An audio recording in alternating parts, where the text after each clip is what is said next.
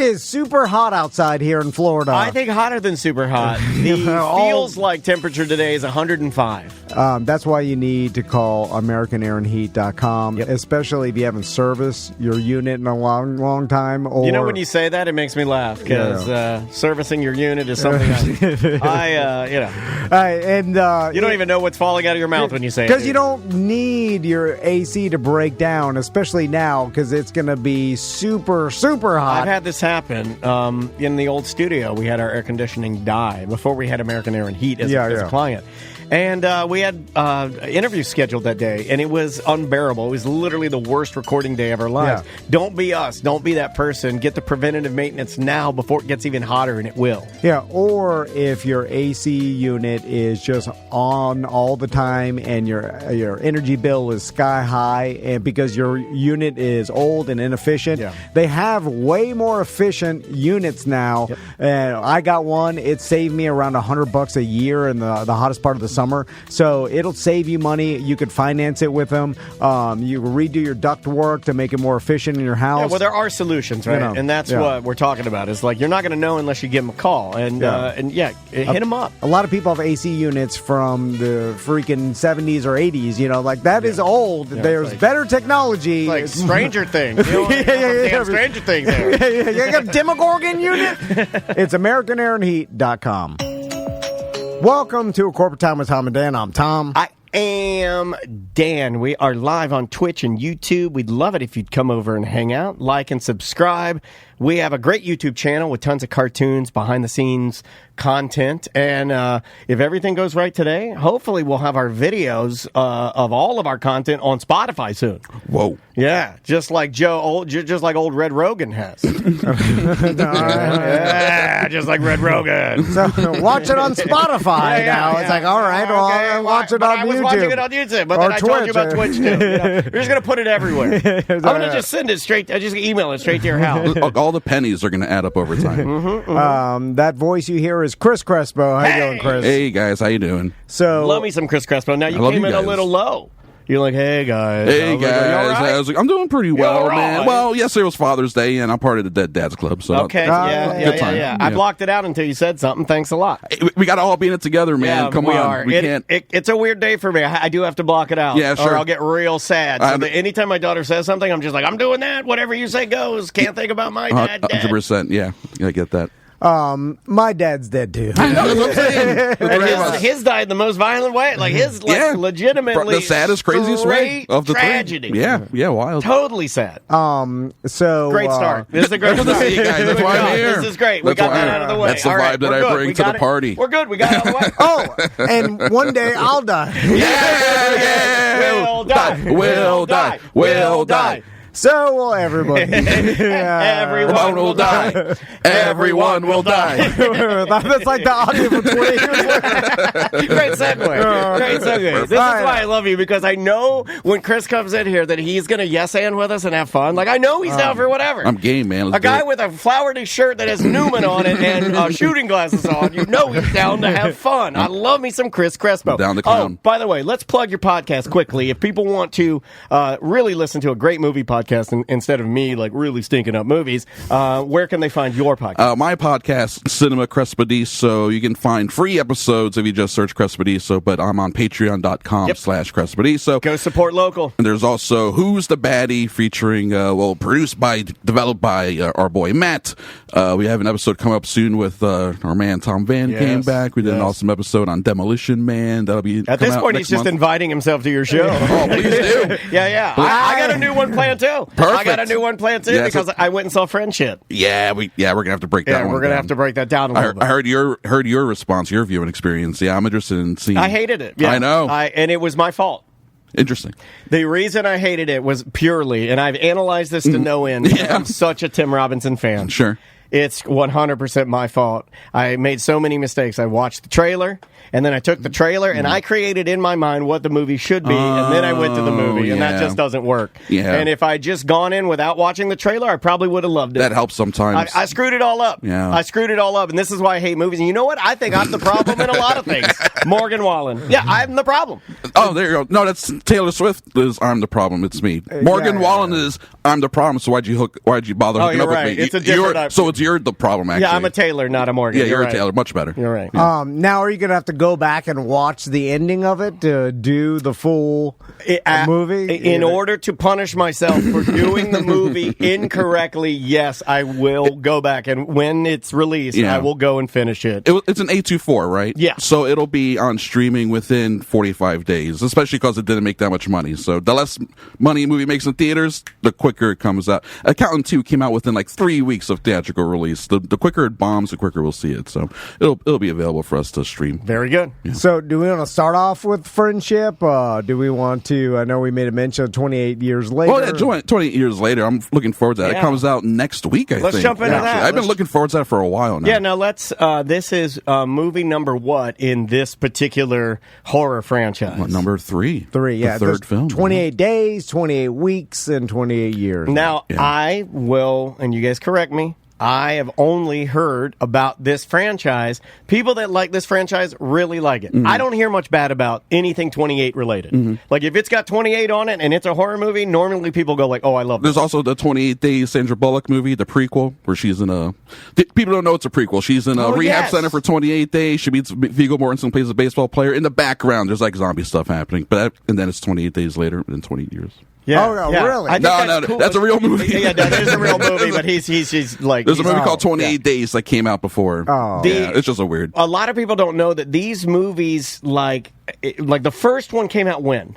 2001 or 2, something like that. 2002, maybe. And that was the one based in the military. That one has the military in it, and it's Cillian Murphy. It's his first lead role, and it's shot on like digital video, 2002 digital video. Yeah. So if you look at it now, it looks very low rent and inexpensive, like it should. But it also has a very specific aesthetic that you can't recreate now because it's digital video from that time period. It's a weird rewatch. I never thought Visually. about how movies will age differently compared to the digital cameras. The quality of the cameras. Those are the best, like, prosumer digital cameras at the time. And you look at them now, and they're worse than our phones, which is fascinating. You know, worse, just lower resolution. It was one of the first movies they had the fast zombies, right? Yes, yeah. And then there's also the debate: are they really zombies? Which, I mean, they essentially they're zombies. Infected. Yeah, they're infected. It's a zombie movie. It has all the tropes of it. But yeah, they're fast. I mean, that came first, and then Dawn of the Dead, the remake, was like 2 or 3 years later, which then blew it up even more. The whole fast zombie thing, which is cool. I like they're scary. You also you get infected fast, very fast. Like, there it is. Well, the old blood drop in the eye. In the first movie, and it's you like go wild, and then it's like you're blinking. By the time you blink it out, you're already infected. Yeah, it's already crazy. coursing through your body. Yeah, that's probably the scariest moment of that first movie. Pretty terrifying. With just a drop in the eye randomly, and now you're done for. Oh, so sad. And it's also the way that person is infected is that's a pretty I don't know, for whatever reason anything in my eye is disgusting to me. Absolutely. Why is that? Because we're so vulnerable there. That's soft and gooey, and you don't think about that. Yeah, like I remember when friends would say like, hey man, you want to do acid? I put it in my eye. I'd be like, no thank you. No, thank you. Well, I'm not that guy. No way. Leave my eyes alone. My eyes are exit only. Write that down. I'm gonna put that on a shirt. I'm gonna put it on my glasses. These eyeballs are exit only. So another thing from this movie that Crystal showed me was this weirdo audio that is like old school propaganda. Sorry, I didn't mean to play it. I didn't mean to fire it off. It's good. Boots, it's moody. Boots, Yeah. It's a weird thing. Okay, here it is is super creepy. I didn't realize it was actually from some real thing. historical thing. Yeah, this Yeah, is it's a a real poem thing. by Rudyard Kipling named Boots. There's no burp. Oh, it's a parentheses. Foot, slogging over Africa. Boots, moving up and down again. There's no discharge in the war. 7, 6, 11, 5, 9 and 20 months. Come in, Rangoon. Come in, Rangoon. It's weird. This is sheep number 5. Sheep number 5. American GIs. American GIs. This is not a fruitful battle for you. At home, your wives are cheating on you, American GIs.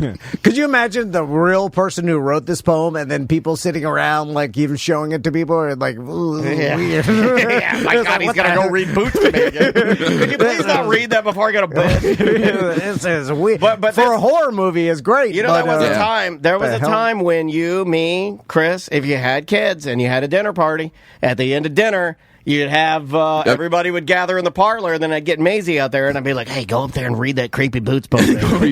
She'd get up there, and then she'd I'd tap on my glass, ding, ding, ding, ding, ding. Hey, can I have your attention, please? Mile today, 4, 11, 17, 32 the day before. Boots. And then everybody clap and they go, yeah! We're all standing around with our drinks. Great job. Excellent reading of Boots. Thank you, Maisie, for your reading. And now, Tommy Van is going to play the Calliope. On Hopsichord. Right? Yeah. That's what you would do for entertainment. Honestly, a better time. I think so. Yeah. Easier time. Way easier. It is creepy in the initial teaser. I mean, like, people talked about it. It's fun how it's also like kind of. In what other context would a Rudyard Kipling reading of a poem from 1915 like be relevant in 2025? But like, even just this. Us talking about it now, it's funny how it's now a discussion. This thing has lasted over 100 years. And that's him reading the... It's someone else reading it, apparently. In this particular recording, which is from 1915, and it's... How do you license that? I think it's public domain at that point, isn't it? If it's that old. A lot of things are. Every year, I know Libsyn Podcast, who we host with, every year at the end of the year, like in December, they'll do a show, and they highlight all of the new... audio that will be public domain that podcasters can use, and it's all garbage. It's bad. It's all like really spooky. Like, if you want spooky sounds, if you want like old music that sounds like, somebody's it goes back to what? At a haunted house, you can get it. It's like the 23 right now, 1922, 23 is how far back it goes, where the line is. So it's still like all ghostly sounding stuff. That's why we got the Winnie the Pooh horror movie, the Popeye horror movie. Yeah, that's why we're getting a lot of that, because a lot of those really old tales are starting to drop in. Yeah, they're creepy. They are creepy. Because of how old they are. Yeah, exactly. It's just so out of time for us. So playing that in a modern trailer now. Really, like, it makes your skin crawl a little. It's a weird thing. And then what the poem is, it's supposed to be the inner thoughts of British troops marching through Africa during the war, and it's just like the repetition of the march and how boring it is and unending the marches and the wars. That's why it has that specific cadence and stuff. It's actually pretty interesting, history to the poem itself. So what are they saying with the marketing? Are they actually saying something? Did someone just find a creepy audio and be like, ooh, just play this? It'll make people talk about, our movie like we are right now. So was it just slick viral marketing or whatever, Well, let's move on to a movie I saw over the weekend that just came out. A lot of people are excited about it. It was How to Train Your Dragon. Sure. Brought my sons. Always, whenever they say that, the title of that, I always think of penises. And I will forever think of penises whenever anybody says, hey, how you train your dragon? I train mine by getting it wet. Hey, how you train your dragon? I train mine every day, mother. I don't know. That's just where your brain goes. That's who you are. I'm at a maturity level now where I'm locked in, and this is it. Yeah. This is all you get. Hey, it's a fun maturity level to be at. Now, I may be unique in the fact that I never saw the first one or any there's multiple, right? There's a trilogy. There's an animated trilogy. This is a remake, a live action remake of the first one. Yeah. So I know know nothing going into it. Yeah. Besides from just all the commercials, and then obviously an epic universe from just seeing the only thing I don't like. I only have one complaint with this franchise, and it's the dumb names for everybody. Now, they do have dumb hiccup. Other than that, it's great. A lot of them have I just don't names. like, and I'm just being honest with you. The characters are all great. The story's great. I love that we don't understand the dragons, but Dad, I'm going to teach you about them. I love all of that. But your names are all dumb. I think so too. They're all weak ass. They're weak ass names. Yeah. Don't name me Hiccup I'll kill myself if you name me Hiccup. Okay, so I'll do it. Boy named Sue. Yeah, Boy named I'm Hiccup. not, it doesn't make you tougher. I'm glad you mentioned this because I hate their names. But the characters are great. So I'm going to Sweden, and I was asking Crystal what her family's names are, and going through just to try Oh to my God! memorize Please them. tell me there's not a hiccup. There's No, a stoic- no, a but stoic- Oh my They're- God! Swedish names are unlike what we're used to. This is Horken, It is different. and this is Bloskenberg. I knew a guy named Bjorn. Like- Bjorn Bjarnson or something like that. Yeah, Yeah. crazy name. Yeah, there's one that's Harsh. like Harsh Katani. this Blarschengarten. It's like Jurj. Like that's Jurj. George. That's a great name. It's just like George. George. It's like a tough George. Yeah. Yeah, it's a tougher George. Yeah, than tougher George than George. George. And Georgie. then Georgie pudding pie. I'm having problems pronouncing them, so I think Well, you because- can't even say regular names. No, I know, but because this is yeah. like Vikings and from that area, it's like I think that's why they have such weird names. Yeah? Sure, yeah, the descendants of the people of the Isle of Burke. I was kind of it's hoping good. that for the live action that we would slough off the baby names, but it wouldn't have as much brand power if once a hiccup, always a hiccup. Yeah, they're stuck with Hiccup. Yeah, once that it's- book was written, they were stuck with Hiccup. 100%. Yeah, This has got to be that way. So not having seen the OG, what you think? You That was enjoyed the good. film? Yeah. Yeah, it looks good. I thought the trailer, and I've sworn off trailer, so that'll probably be the last one I see because Sure. I watched it before Friendship. Yeah. I thought the trailer with the Viking dad and the whole nine, the way they kind of roll out the story, I'm like, I know exactly what this is. Yeah. I know what I'm hooking myself into. There are no twists and turns, right? You get exactly what you want. Well, yeah, and you It get is the exactly. At least that's what Crystal told me. She's like, it's exactly. It's the first movie with like an extra 20 minutes of character stuff, essentially, and they even got the same director of the animated That's film, cool. which is they don't normally do that with these sort of animated to live action movies. They usually find a new person. the same actor that plays the dad, Gerard Butler. Gerard They got him. They got a handful of actors to come back for sure, which is interesting. I love that Gerard Butler's in it. I love that dude. He's he's like modern day, your Seagal, Stallone, Van Damme, those movies of the 80s and 90s. He didn't burn as long for us, though. I feel like we got gypped a little bit. Who, Butler? Yeah, no, he did, but he's still going. But a lot of his stuff is direct streaming or whatever. People they see the movies called Plane. Like, I'm not watching Plane. Yeah. Guys, you got to watch Plane. It's such a good movie. It's so much fun, and he's so good in it. I love those movies, the Jason Statham movies, like Working Man and Beekeeper. I love that crap because it's like they used to make that stuff in the 80s with the action stars of the 80s. We talked about that a bit in our Demolition Man episode.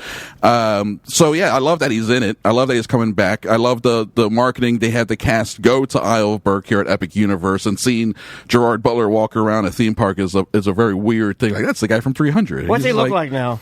Because I know he's not doing he's in great shape, but I don't know. He's not in the 300 fitness. No, anymore. he's in good shape now. Sometimes he looks puffy. Like when he does the Den of Thieves movies, for some reason he looks puffy in What those. is he, a cop in those? He's a cop. Yes, he's fully a cop in those. They're like heat light. They're like heat, Did you know but that for my meatheads. original goal in entertainment was to be so popular that I got to do a movie with a rapper? That was originally a my big goal. crossover. Weird goal. Like you and Ja My dad roll told together. me. My dad told me that on his deathbed. He's like, whatever you do a movie with a With Busta rapper Rhymes. turned actor. Yeah. There's a lot of them. And the one he really wanted was Chamillionaire, but he didn't make it. He picked the wrong horse on Yeah, that he one. did, he Should have did. said RZA. So, Chris, I want to ask you about this next movie that Crystal told me about. Real quick, did the boys like it? Oh yeah, they like it. Okay, yeah. great. Cool. But It'd be essentially- funny if you were like, it's great. They were like, it This sucks. thing. No, we they like like the it. animated one. I'm going to go see it. And I'm hoping to go Crystal's- see it next weekend myself. Crystal's seen both. What does she like better? Yeah, I mean, I didn't ask her what she liked better, but she essentially liked said it's the first movie. Okay. Just real live action. Sure. Which Hey, is cool. I like it. Yeah, That's cool. I'll take any more Toothless. I'll take all the Toothless. The effects are Dragon's cool. It's filmed in Northern Ireland, which beautiful. is Oh, nice. Yeah, beautiful. Super scenic. Yeah. I mean, just this, like, they do a lot of, when I'm guessing drones now, where they fly through underneath crazy arches that are created by ocean, and then, like, it just, like, it's very grandiose. Sure. And then obviously the CGI they use is really good. Dragons look for the good. dragons. Yeah. Because you're trying to do photoreal at that point too, which is a weird thing. It's the same with Lilo and Stitch, where these are quote live action remakes of animated movies, but watching the trailers, I'm sure watching the movie, you never think that Lilo is real or that the dragons look real, right? I mean, they look animated to a degree. At least they do in my mind. I will say that it's blatantly obvious that they were like, well, these are dragons, but we got to make the one that the boy rides cute looking. Yeah, because they're for kids. Yeah. We can't make him look like a bloodthirsty killer. Yeah, this isn't Game of Thrones. But the other ones they make it look like dragons. But that's always been. Yeah, the main one we got to give it a cute puppy dog face. Big eyes. Yeah. He's so cute. But also it's got to be tough. Like when push comes to shove. The Night Fury. Yeah. He's got to be able to. He's got to be the Night Fury. Okay, no spoilers. All right. Love to. Next movie. So this movie Crystal told me about, and she's like, they're advertising it as if you liked all these quintessential 80s movies with it's the life of Chuck. Stephen Stand King. By Me. I haven't seen this. I've seen the life of Chuck stuff, but I haven't seen that they're comparing it to like. Because it's Stephen King. Because it's Stephen King, and the same, Stand By Me, and they rattled off a bunch of other iconic movies. Yeah. Did they say The Green Mile? They throw that in there, maybe? They may have done it, but it was more like Stand By Me and like some other ones that, and then I'm like, man, it couldn't, I mean, they named off like 3 super iconic movies, and I'm like, this couldn't be as good because I haven't heard anybody excited about it. Yeah. Now that is true. I have not heard anybody say movie marketing these days is really hard. How do you hear about everything, especially now during the summer? Yeah. I happened to I saw this movie yesterday. Oh, wow. Okay. I saw The Life of Chuck. Marissa, my girlfriend, she is a big fan. We both are. We're big fans of Mike Flanagan, the director, who does horror stuff. He did the Netflix Haunting on Hill House and Midnight Mass and all those shows, and he adapts Stephen King stuff. So he did Gerald's Game and Dr. Sleep, and he's very good. I really like him, really like his style. And Life of Chuck is... Dr. Sleep is what I call EJ stand-up. Got him. Thank you for providing these opportunities. Hey, you're welcome. That's why I'm here. I tee him up, buddy, and you knock him out. So Life of Chuck is a kind of recent short story from Stephen King. That's one of his few... He makes them, but not that many. Few non-horror short stories. So it is like maybe a Stand By Me or a Green Mile where there's still something dark happening maybe, or even maybe a little cosmic or supernatural, but it's mostly just about characters and people and doesn't lean into the horror. But Mike Flanagan can't help himself. The first 30 minutes of this movie is kind of terrifying, like especially when he compared to the world at large. But then it's this whole movie about this guy named Chuck, and it tells his life in reverse chronological order in 3 sections, and Tom Hiddleston's really in the middle section. And it's like, this is one where I didn't really watch any trailers. I knew very little going into it. Speaking of the marketing, you're like, who's excited about this? Were you happy about that? Were you happy that you kind of came in blind? Yeah, I was, because going in, all I knew is that it's Tom Hiddleston, it's these people I talk about, Flanagan, Stephen King. It's not horror, so I wasn't expecting any sort of really heaviness to it at all. I thought it was going to be kind of maybe a lighthearted movie about a guy who affects everyone's lives, in a positive way. It's the life of Chuck. Everyone likes Chuck.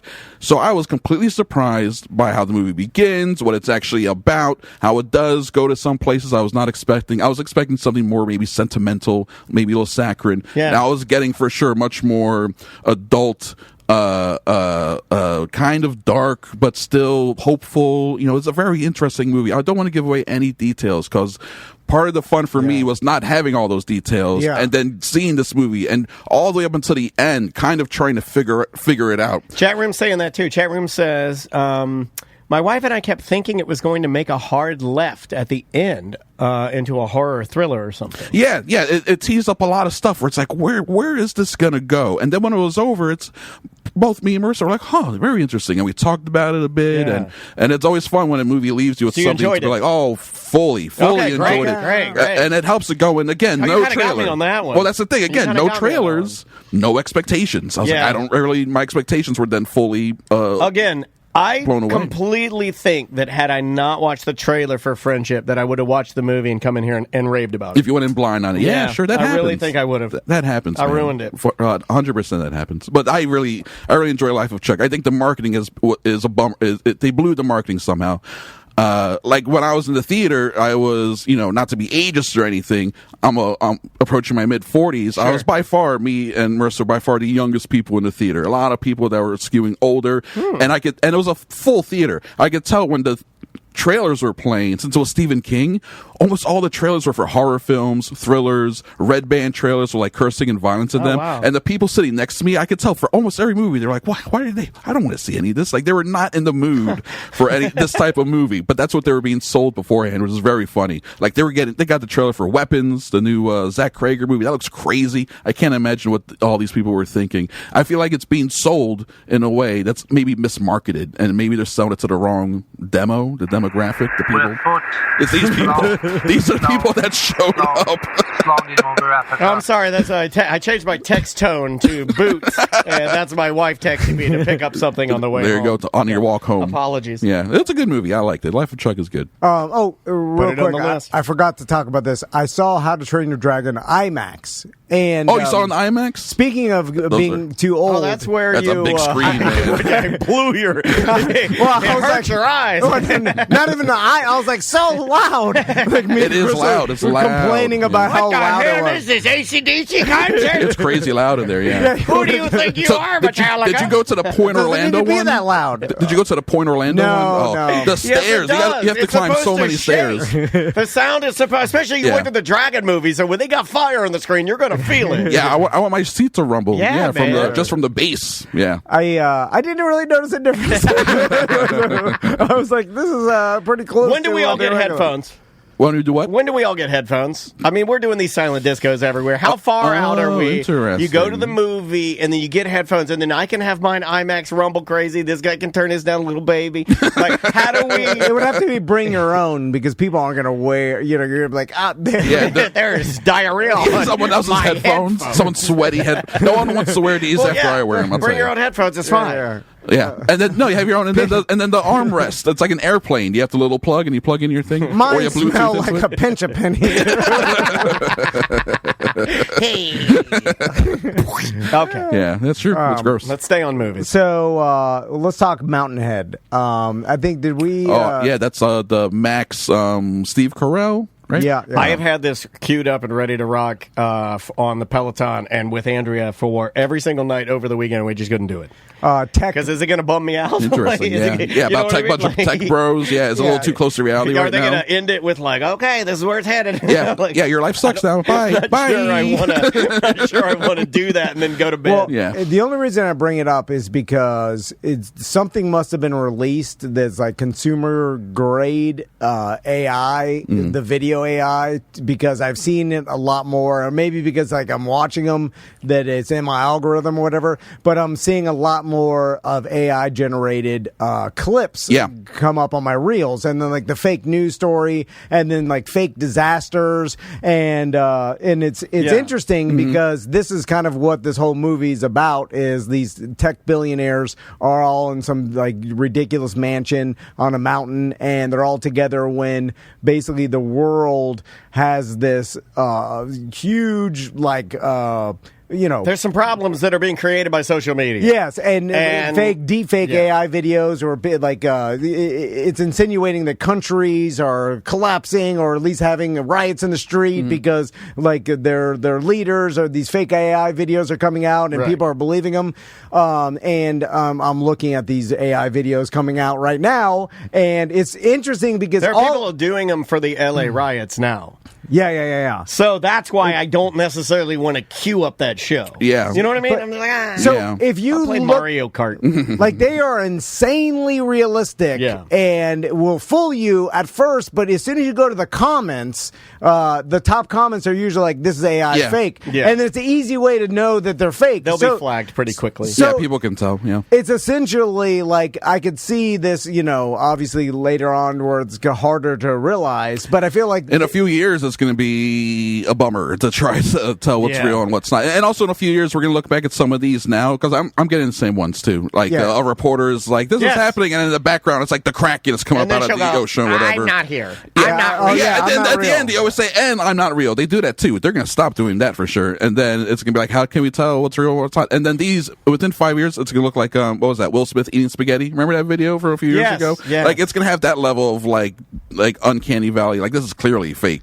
But right now, I mean, it's borderline. It's right there. Yeah. It's getting there very fast. There's some really good ones. Yeah, out there very now. fast. It's getting there. But because we're all getting used to it slowly, I feel like it's and like if you drop these videos back in the 90s, it would cause because it would we're not because we're not we don't know this exists. This is my childhood fantasy of landing in a village of primitive people, and I've got a cell phone or something. Or electric guitar. I'm a god. Like, I want to play you guys Jimi Hendrix. And then they're like, oh, what is this? Watch, I'm a god just by giving you chewing gum. You know? So we're all teaching each other on social media that these are fake because some of the comments, like, is if someone thinks it's real in these AI videos, people are quick to jump in and say this is AI, this is fake. So it's kind of like it's like a self-policing thing. Slowly we're learning. For sure. I was watching trailers this morning. Last time Chris was here, or I think EJ or somebody, you got a fake trailer. Remember, you got tricked by one? There's tons of those. There were tons of fake trailers. They got me this morning. I have to admit it. Got me this morning with the new Keanu Reeves movie where he plays like an angel or something. Yes. Fake trailer. Yeah, the Aziz Ansari movie. There is a real one, but I wasn't watching that. They set you up with a fake one. I was watching an AI version. So there's like these YouTube channels been operating for a few years. I forgot what their names were, but they got very popular making AI and first fake trailers without AI, just making fake trailers anyway using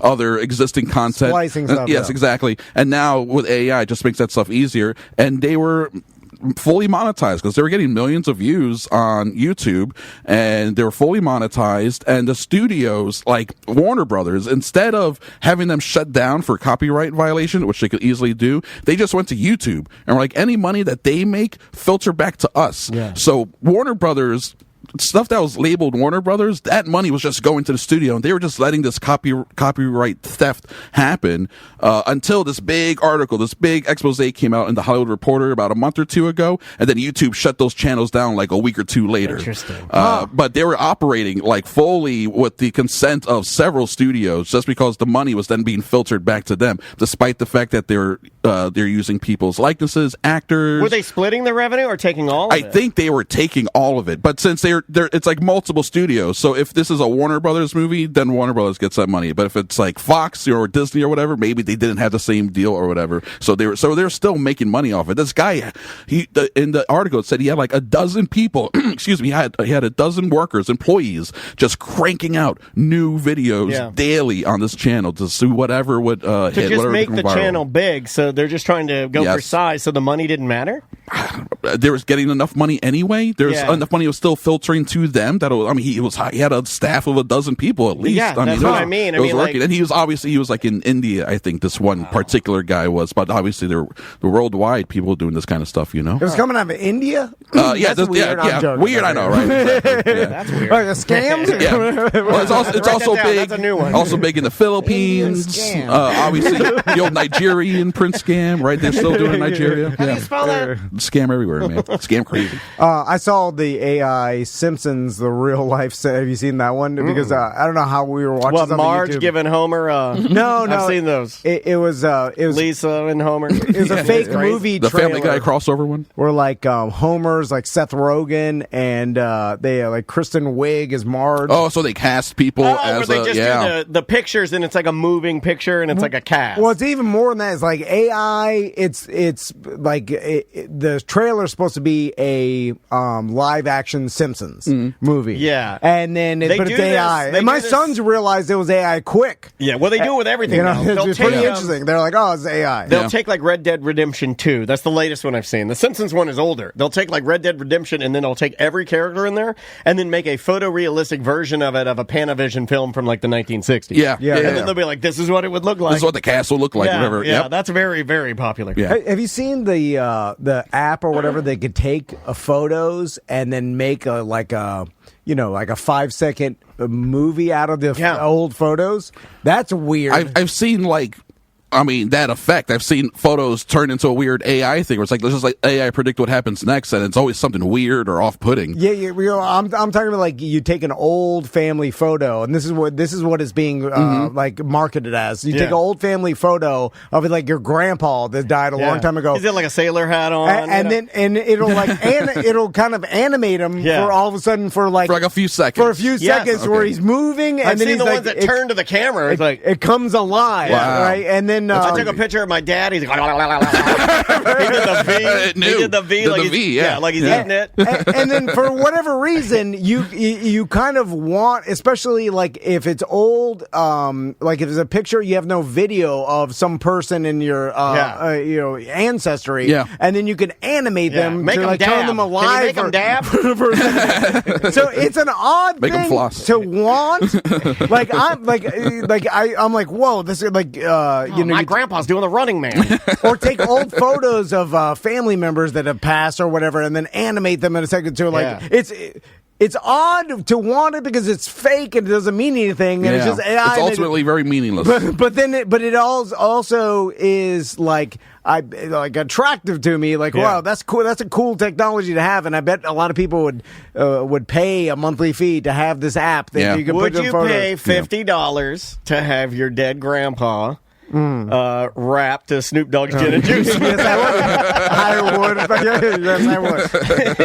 That's what they'll do, right? That would be cool. I've wasted $50 on so much garbage. That would actually be worth it. What other movies are we going to talk about, Chris? Well, I did happen to also see the Mission Impossible Final Reckoning, which I think it's only been out for 3 or 4 weeks now. It's still out there. I heard it's amazing. I really, really liked it. It's not I'm a big fan of all of them, though. So take that for what it is. But I really liked it.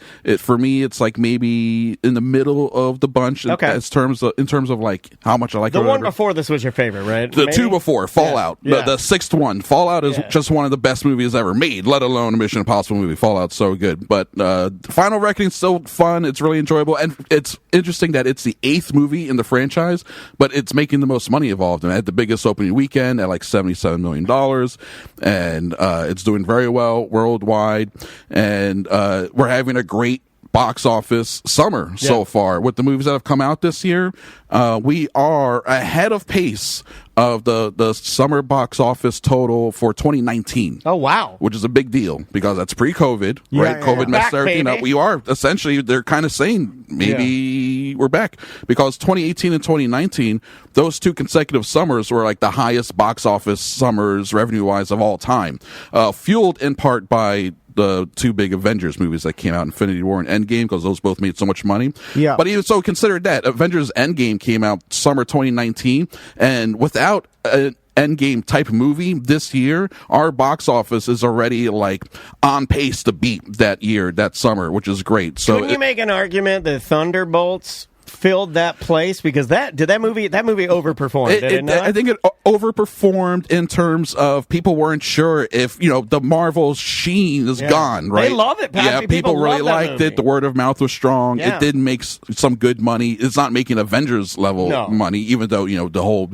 titling thing that they did with the marketing. Right. I think they fumbled that. I think so too. Like with the whole asterisk thing, and I get the why, but anyway. But I think it tees up, between that being well received, Fantastic Four is getting good early buzz. That's coming out in July.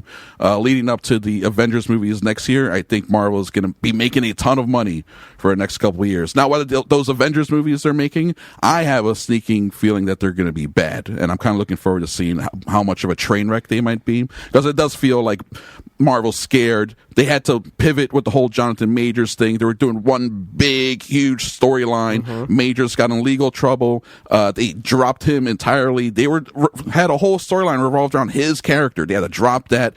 And what was his character again? Kang the Conqueror. Huge comic book character for sure. And now they're like, we can't do this for a while. And so they got so obviously desperate that they had to roll out the dump trucks of money for Robert Downey Jr. to come back to play Doomsday. So they're doing this whole weird Doomsday thing. But or Dr. Doom, I should say, excuse me. And this is where he's playing Dr. Doom, but we all know he's Iron Man. Is he Iron Man that becomes Dr. Doom, or is he wipe your brain clean?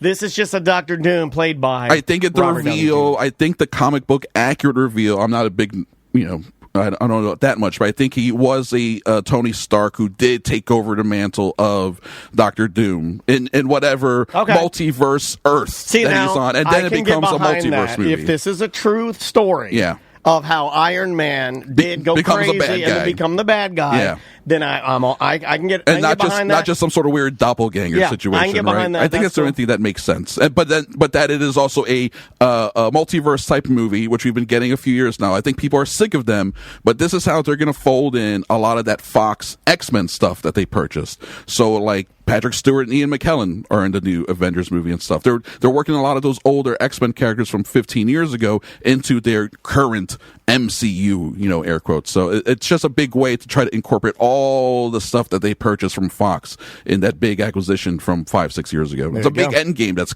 finally coming to fruition, which is interesting. Speaking of movie revenue, I thought you were going to sing for a second. Now stand for the national anthem. And I'm proud to be. I at one time, right after the beginning of COVID, proclaimed that movies are dead and they'll never come back. I don't know if you remember this. Put this in your radio's dead file. And there was one misjudgment that I made, and now I realize what it is. Robert Downey Jr. Because every other logic, you're going down the logic road made sense. It's like, all right, I see people releasing movies direct to consumer and being profitable doing that. Yep. The TVs are getting bigger and cheaper. Like with COVID, and people are like, you're going to be more in the internet and live at home and less around people and all these things. I was like, how could it come back? Sure. And then now I'm realizing because we have so little discipline as humans that we need to put ourselves somewhere we can't look at our phones. Yeah. And it just and not be distracted by our house. Yeah. And I didn't see the value in that when I was like, wait a minute, how can it's almost time and a place. Yeah. And then it's like, and even me, I'm at home watching a movie or whatever. I'm just constantly like during slow parts. I have to leave it upstairs. I have to leave it upstairs. I can't be trusted to do it. At least you can do it. I can't. It's annoying. Yeah. I have to take it away. I do the same thing. Or I'm looking outside. I'm like, I'm gonna go. Like I'm just so much. And then I'm gonna go get a drink. Let me jump up and being forced to go somewhere where you have to not look at your phone and pay skin in the game. You're skin in the game. I think so. Absolutely, you're paying for it. The screen and the sound do draw you in a little more than your own. And in a big dark room also. Like it's a bummer if the lights are too high. Like you want it to be really dark in there, so you can kind of like block out the people that you're in there with, sort of. And then watching a comedy or a horror movie, they both have the same effect where everyone laughing or everyone getting scared at the same time is kind of like a contagious feeling. I'm really looking forward to seeing, I'm surprised by this. The Naked Gun is coming out beginning of August. Yeah. And I saw a teaser for that in front of, I can't remember which movie. Oh, in front of Mission Impossible. It's with Ian, it's with Liam Neeson. Liam, not Ian. Liam Neeson. And it's a sequel where he's playing Frank Drebin Jr. And they did a short teaser where they only gave away like maybe 3 or 4 jokes. And I went into it with my arms crossed. I'm like, no way, this is going to be good. They don't make these kind of movies anymore. This is going to be corny. Even the Naked Gun sequels aren't as good as the original, right? I got to tell you, by the end of that teaser, I and the rest of that theater were laughing hard. Like this movie's going there. It's super funny. Are we gonna get the corny jokes? I used to love those movies. As a young jokes. Me and my dad. Yeah. Oh man. This is right here. Oh my God. When I think Naked Gun, movies, I think Daniel Dennis. My God. Absolutely. Naked Gun movies are awesome. I mean, maybe if you want to be sold on it, look up the teaser trailer. The final jokes in that trailer are super funny, and I was like laughing in spite of myself. I have to admit, like I think I have to go see this in a theater with people, and I really didn't think it was going to be good. But it's also an Akiva Schaffer movie. Oh, from Lonely Island. Yes. Oh, he's a genius. He also made a really good Chippendale movie. Yeah, that guy. Which should not have been good. He can be trusted with any IP. That guy and the Lonely Island, I have secretly been saying that Akiva from that team, I think he's the best out of all of the guys. Like, he secretly kind of hides in the cut. I think he's the secret genius, and he makes really good, intelligent choices that he doesn't insult his audience, like in that, the Rescue Rangers. Yeah, the Chippendale movie. Oh, Chippendale, It's so... Why is it so good? Have you seen that? I Oh saw my God, dude! That movie. I was shocked. Yeah, and that's all him. Like I think he was the one deciding to break those third walls and make it all weird. Yeah, it was like live action animated mix. The jokes that they throw in there. Oh man, I was like surprised how much I like that movie. That one's really good. But it's also when it came straight to streaming during the COVID nonsense. Yeah. So it got lost in the shuffle. Movies like that, Bill and Ted, Face the Music. There's a lot of these movies that came out during those couple of years straight to streaming that then people just completely forget about. And I think that changes if it comes out in theaters and there's more marketing and more just general awareness of a movie. More people are going to check out Friendship when it comes out on Max just because they knew it was in theaters. Maybe they had never had an intention of seeing it in the theater, but when it comes out on Max, like, oh, here's that movie. I'll finally watch it. I wonder if it would make sense that is like Andy Samberg, these guys, that they are the age that maybe they were. They found the copy of Naked Gun that was their dad's. Because we would buy comedy VHSs or DVDs and have them in the house. That was like a thing. Because why would he want to take on that old project? Right. Very cool of him to do that. He clearly has some sort of connection to it, right? Yeah. Some desire to want to do it because it seems like such a bad idea on paper to want to make a new Naked Gun movie. No one, they don't make those movies anymore. I was ready to argue with you because I haven't seen the trailer, but I just saw who they cast, and I'm like, oh no, right? I know exactly. No. The cast, like I don't know, but it's good. Okay. The teaser anyway. The teaser is shockingly. I'm excited. I was surprised. So that'll be fun. There's something to be said about the theatrical experience fully. That's why it's still there, and it's box office. It might be back. Maybe we're back. Baby. Might be back. Although it does, less theaters. Maybe they got there is going to be a contraction of theaters, like these big less malls. Less malls. We grew too much, and then we had to pull it back to get like what we needed, not what we wanted. Exactly. Like a lot of these multiplexes with like 20 screens, we're gonna see way less of those. Maybe a 10-screen theater. Plaza Theater downtown. I saw. Yeah, exactly. The Plaza Theater's been closed for a while. Yeah, that place was nice when it opened. Man, when that thing opened, I was like, "That's the future movie." Yeah, it was super nice. They just closed a dollar theater too recently. Which now we don't have a dollar theater in town anymore. That Premier Cinemas on Colonial. Remember that dollar theater? How much would it cost to start a dollar theater? That's why I want to know. Tom and Dan and Chris Crespo's dollar theater. Yes, let's do it. There's at least 2 theaters in town that we could renovate. Well, the fact that they all shut down. No seats. Bring your own seat. They're genius. Oh, yeah, there's that camping chair. And it's all automated. Yeah. It's all automated. You bring a camping chair, and the movies are just rotating. And it's open Bluetooth. Just bring your phone, cast whatever you want. You can pee-wee in there if you want to. You want to pee-wee in there? BYOB? You can pee-wee all you want. You can drink in there. You can pee-wee in there. Whatever you want. We'll keep the pee-wee. Auditorium 7 is the pee-wee theater. Pee-wee Memorial Theater. Are you pee-weeing? Go to 7. 7. You're in 7. Thank you. Get the cardboard box in the corner. Tom's thinking box. Put Tom's thinking box on there. There's a face window, but you can't tell what you're doing in there. Yeah, you're good. We can contract Butler to bring those out of retirement. I think he kept those. Oh, yeah. Yeah, he kept the Tom Van Thinking box. That's his technology. Nice. Cinema Crespediso podcast. Get it where all podcasts can be found. Thank you. You can hear Tom on Who's the Baddie very soon. Yes, and go back and listen to the Shawshank episode and the Coco episode. Those are fantastic episodes. That was me. I was on there. Thanks, guys. I'm going to do Friendship on there, I guess, at some point. That's going to be fun. A little tie-in between Shawshank and Demolition Man. Same warden. Same actor. The warden from Shawshank is the chief of police in Demolition Man. Yeah, it's the same deal, though. Same, oh, my God. Same vibe. That's wild. Yeah, Bob Gunton is the actor's name. Anyway, Chris, thanks so much. Thanks, guys. Appreciate it. You're the best. See you soon. And we will be right back. Welcome to Corporate Time with Tom and Dan. I'm Tom. This is Dan. Let's jump right into it. Yeah. And this is like super duper cool. And I'm just going to call my shot right now and say that this is the most famous person that we have ever talked to on our show, and also my mother's favorite, one of my mother's. You know what? I'm just going to say it. My mother's favorite singer. She absolutely adores this person, and you can see her. You can see her at the Seminole Hard Rock Tampa Event Center in Tampa, Florida, in a couple of days, June 18th at 8 p.m. And you can also see her June 27th, and this is a huge homecoming to the NYC Apollo Theater. Don't make me over. One night only, ladies and gentlemen. On the line with us right now, Dionne Warwick. How you doing? I couldn't be better. How you doing? Oh, man, we are doing really, really good. We were just sitting here, going through some of your tweets and your social media and seeing the things that we should be paying attention to today, because you are so absolutely prolific and funny on social media. And how did that come about? How did you get so on the socials?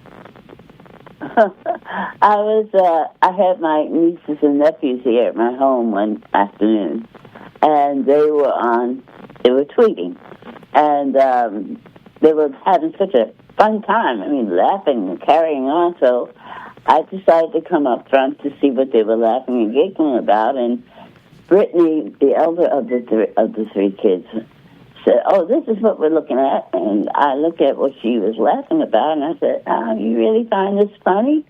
She said, "Yeah, don't you?" I said, "No, I don't really." I said, "Show me how to do it," and she did. And I let everybody know there's a grown-up now you miss. And I think what you're saying and doing is kind of not what we really want to be saying and doing on social media. So let's look at it another way. Yeah. Let's try talking to each other in a very civil manner. And always end it with a smile. And it caught on, which was wonderful. Yeah. And I'm certain that most people found that social media changed a bit. Well, I think what people like about you is that I think a lot of people think that when you get to a certain period of your life, you can't do, everything that you've always done. And I just don't think that's the case. So to see you have a perspective on social media that has a little more respect and maybe a little bit more love involved in it, and very funny. I didn't know how funny. You are hilariously funny. Like you clap back. You could have been a comedian, I think, and you chose the path of a musician, and not only a musician, but a very beloved. And do you have a favorite song to perform still these days? Do you have still have one that you're like, that is still my favorite thing to open my mouth and sing? Well, I have to say it's every single song that I do sing. These songs are written specifically for me. Yeah. And it's kind of difficult to find just one or two or even three that you can say are your favorites. They're all my favorites. Yeah. They're like your babies, I guess, because at this point you've been performing them. I mean, you remember what it was like in your late teens to be on the stage at the Apollo. Can you tell us a little bit about that and performing then, and then getting the chance to come back? Wiser and with all your awards. What's that like for you? It's a full circle, really is.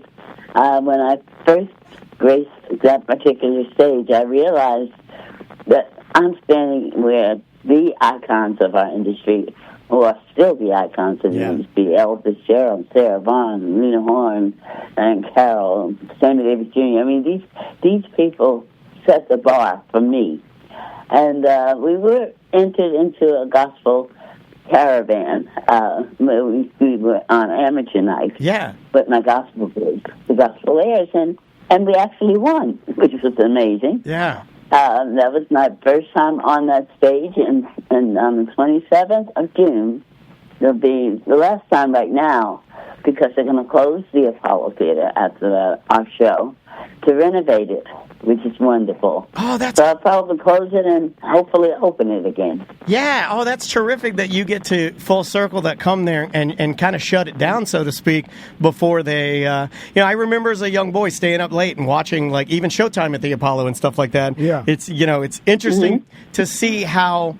I just hope it's preserved, that type of history, kind of like what our friend Guy Torrey is doing with Fat Tuesdays to preserve black comedy.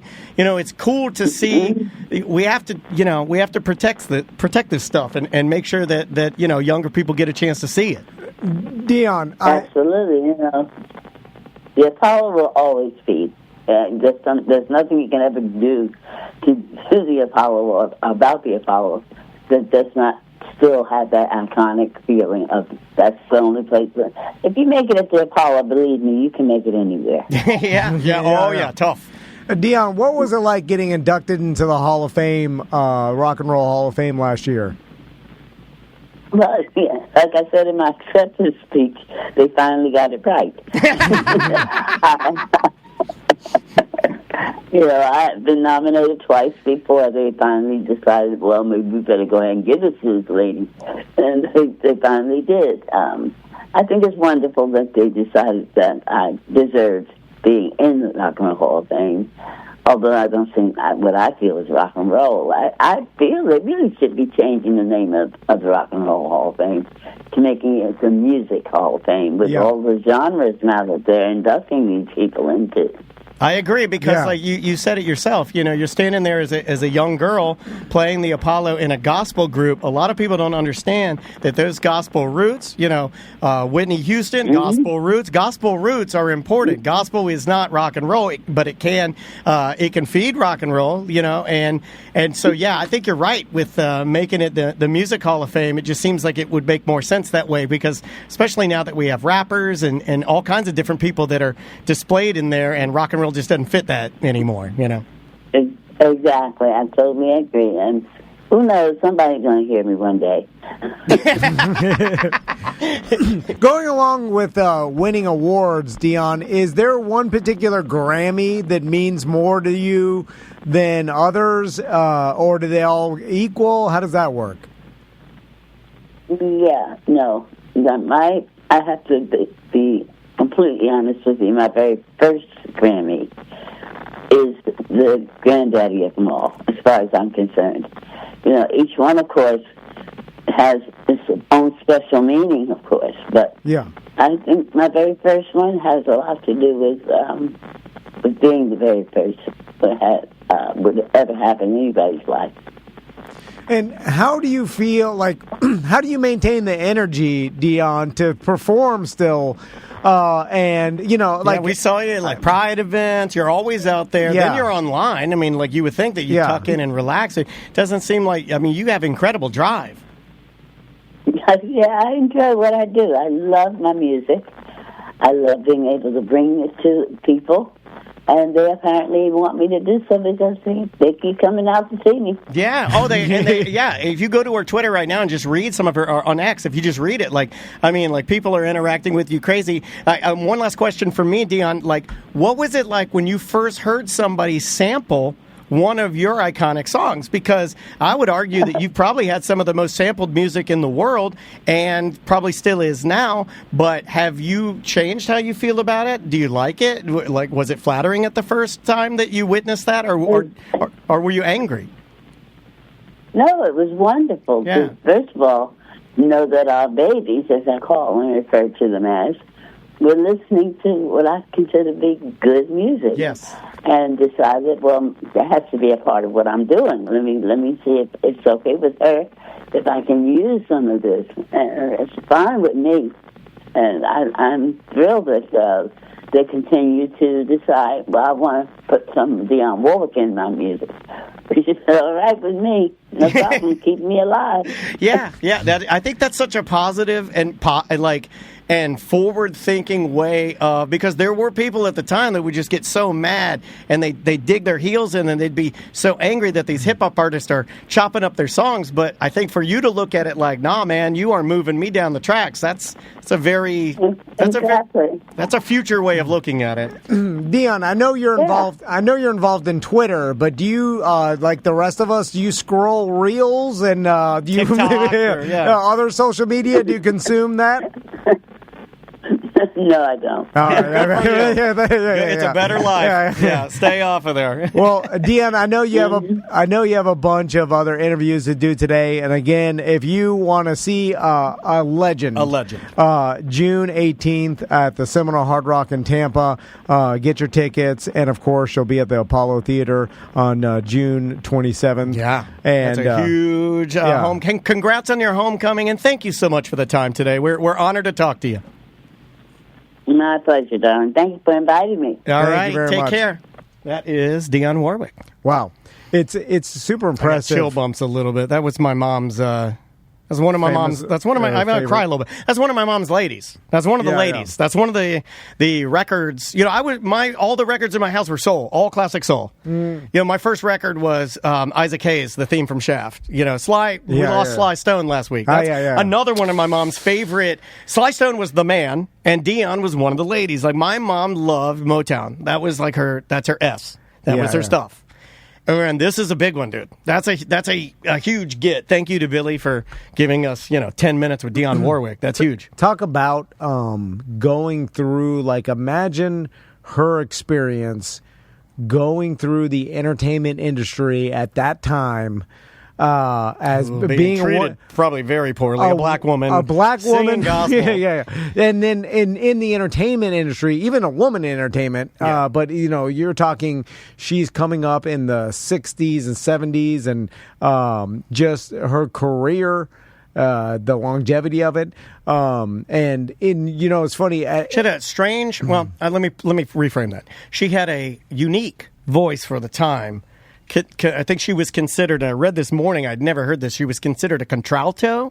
Yeah. Which is a version of alto that can sing like almost a raspy, husky, low voice, but also sing very high, like a soprano. Yeah. So she was almost like this weird.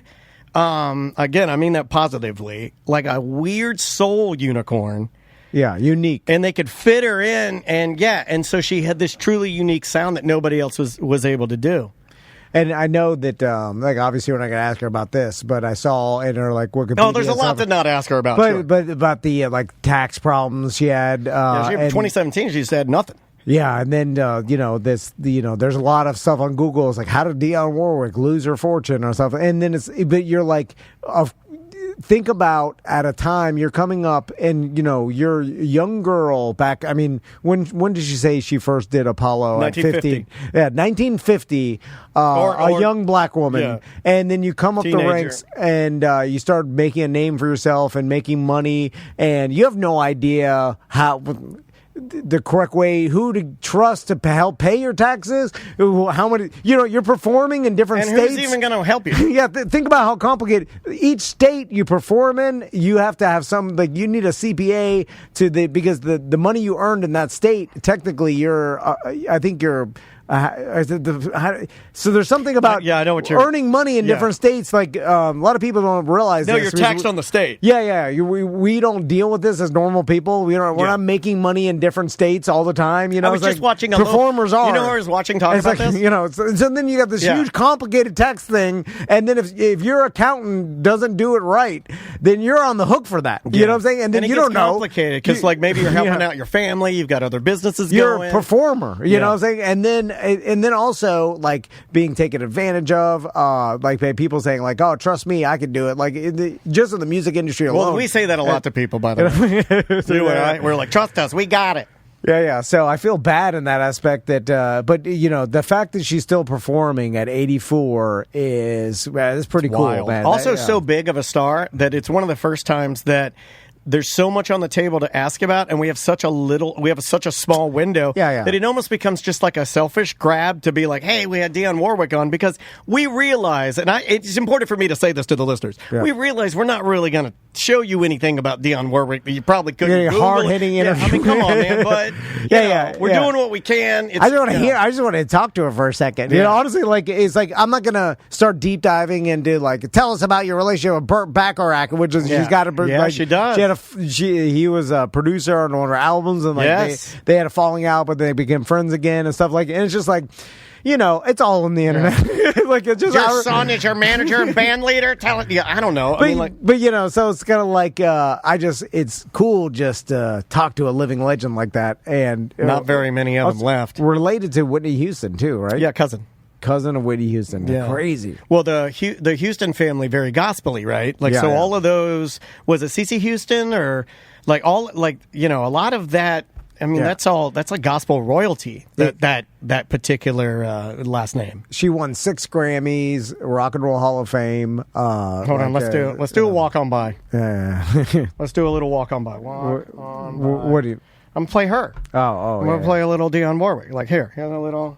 This is such a good song, dude.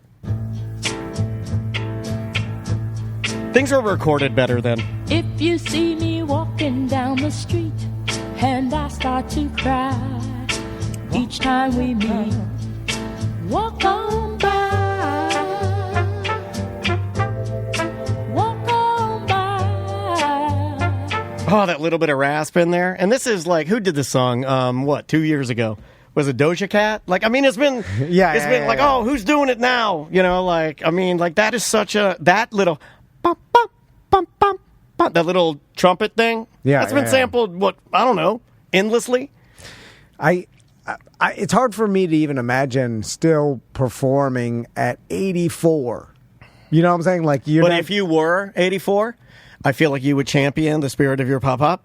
And you would feel exactly like Dionne Warwick. Well, yeah, he was. I mean, he was like, I feel like a child. Yeah. I bet you she is just like your papa. Yeah, we took it like he went to Alaska at 87 and walked around. We never slowed down better from than it. I can. So yeah, being in shape enough, but still the willingness and want to perform. That's really what I'm saying. Like physically being able to do it is one thing, but making the decision to want to do it, that's another thing too. It's like, because you're traveling around, performing isn't easy, and if you're 84, I'm sure there's risk of being too tired, just not being able. No, just travel. Yeah, losing your voice at that age. Travel could beat you down. I mean, you get a car accident.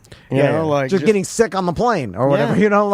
Just picking up germs and and then not being able to perform as well as you want because I don't know. It's just like that's impressive to me at that age. That's why my wife and I have seen Diana Ross so many times. I mean, it's impressive when you see these people. Yeah. Oh, Willie Nelson at 90. I was like, oh my God, he's playing the guitar. You were so crazy. He has a new album out. Willie Nelson with like all these other people guessing on it. And look, I understand that he's his voice sounds a little raw. I get it. But it could pretty good. Oh, yeah, for there. Yeah, you're like, I listened to 90. I'm like, it's good songwriting. It's all well put together. It sounds great. Yeah, he's going to have some tweaks in there. That's what technology allows you. Yeah. But he should have tweaks. At any day, they'll never perform again. That's it. You know what I'm saying? Like, and all it takes is one. Your wife's thing. collecting those, and I'm jealous of her. Yeah. She got to see Willie Nelson. I've never seen him play. I need to try and figure that out. It's funny, and this is a Tom and Dean promise. We promise in 2025, moving into 2026, that we will do more dumb old women. Yeah. We used to be only dumb old man podcast. We had Hot Lips and Warwick. Remember, we'll bring you Ted Nugent occasionally, get mad, get you mad. But then we'll circle back around for some Warwick.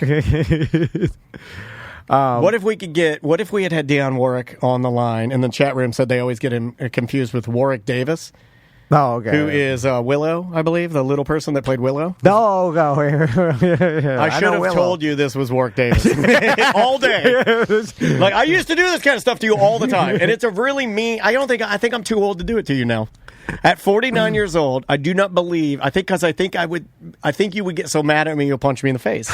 If I had told you at the beginning of the day, hey, Billy set up an interview. You know how you were talking last week about the movie Willow and then the TV show Willow that we'll never see because a company bought it up and it's being held, and how your wife loved Willow. Well, they wrote it off. Well, on this particular today, we have an interview with the little person, Warwick Davis, and it's Dionne Warwick the whole time. The voice sounds different. You sound like a little. You sound just like a little person. What's it like being so small, Warwick?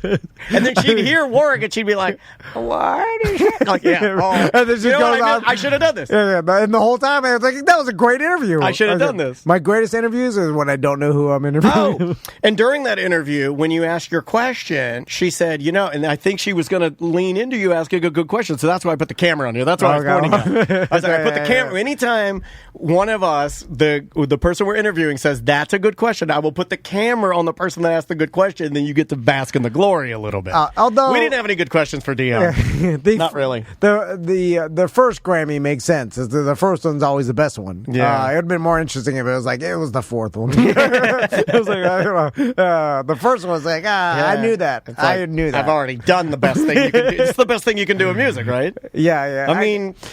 Well, I hate it when people argue that. Or like, well, the best thing you can do in music is to enjoy it and write good songs. No. I'm talking about the metric that we grade the best in music. So she did bring up a point that we've talked about before, but there's a reason why it's called the Rock and Roll Hall of Fame, and they just include all genres of music. But it should just be the Music Hall of Fame. But it's already been branded that they can't change it now, right? They can change it.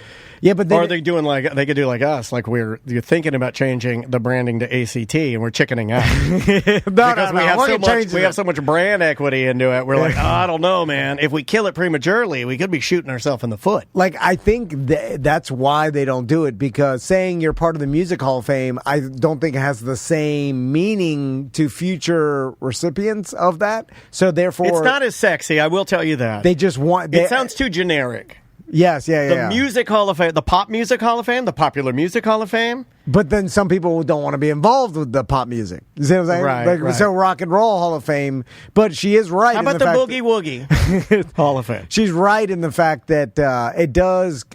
It's weird for her, in which her music. I mean, I guess other hip hop artists and stuff is like this has nothing to do with rock and roll. It's like Outkast is in now. Yeah.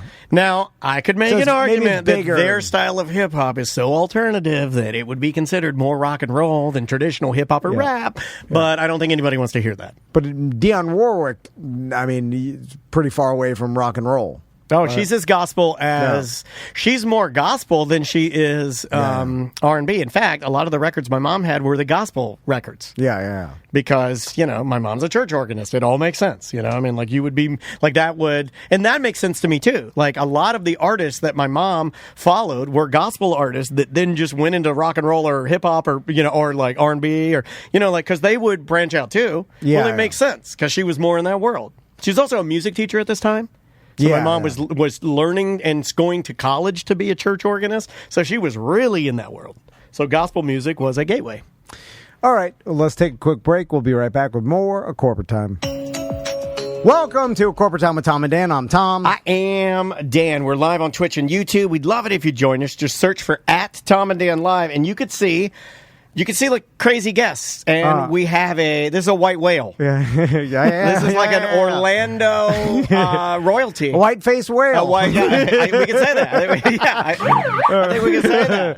Can't say the other one, though. No, you cannot. Absolutely. So let's do some weird job. Let's weird job it up, folks. Tom wanted to do a bit. He called it Weird Job Wednesday. Dan really likes it. Tom says that's bullshit. I love the room. It's another it's like Weird Job really comfortable. Wednesday. What are you doing? What is your job? Are you neat? Are you tidy? Or are you a fat slob? Do you make lots of money and you sit up in your tower looking down on all the people? It's very long. It's the longest hour theme in the business.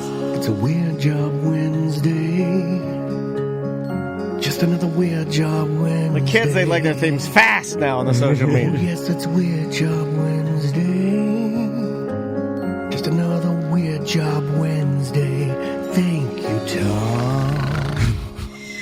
Thank you. In studio with us right now for a little Weird Job Mime Wednesday. Yes. Is Tom the Mime. How you doing, Tom? Howdy. Yes, I am talking. Yeah. You're freaking. One of the comments in the chat room was 15 years of seeing this gentleman. First time I've heard him talk. Yeah. There's people probably listening going, wait a minute, there's something wrong here. Yeah. Well, you are an Orlando entertainment institution, man. I think most people around, well, seriously, if you know the parks, you know Tom the Mime. Yeah. You do. You just, if you are an Orlando person, you know who you are. So let's just go back. We'll get into the social media following you have because it's gigantic and all that later. But how'd you get into the miming business? Right after high school, I started kind of getting the entertainment bug. I was doing some improv stuff. I was involved in a comedy troupe called the Home Fries.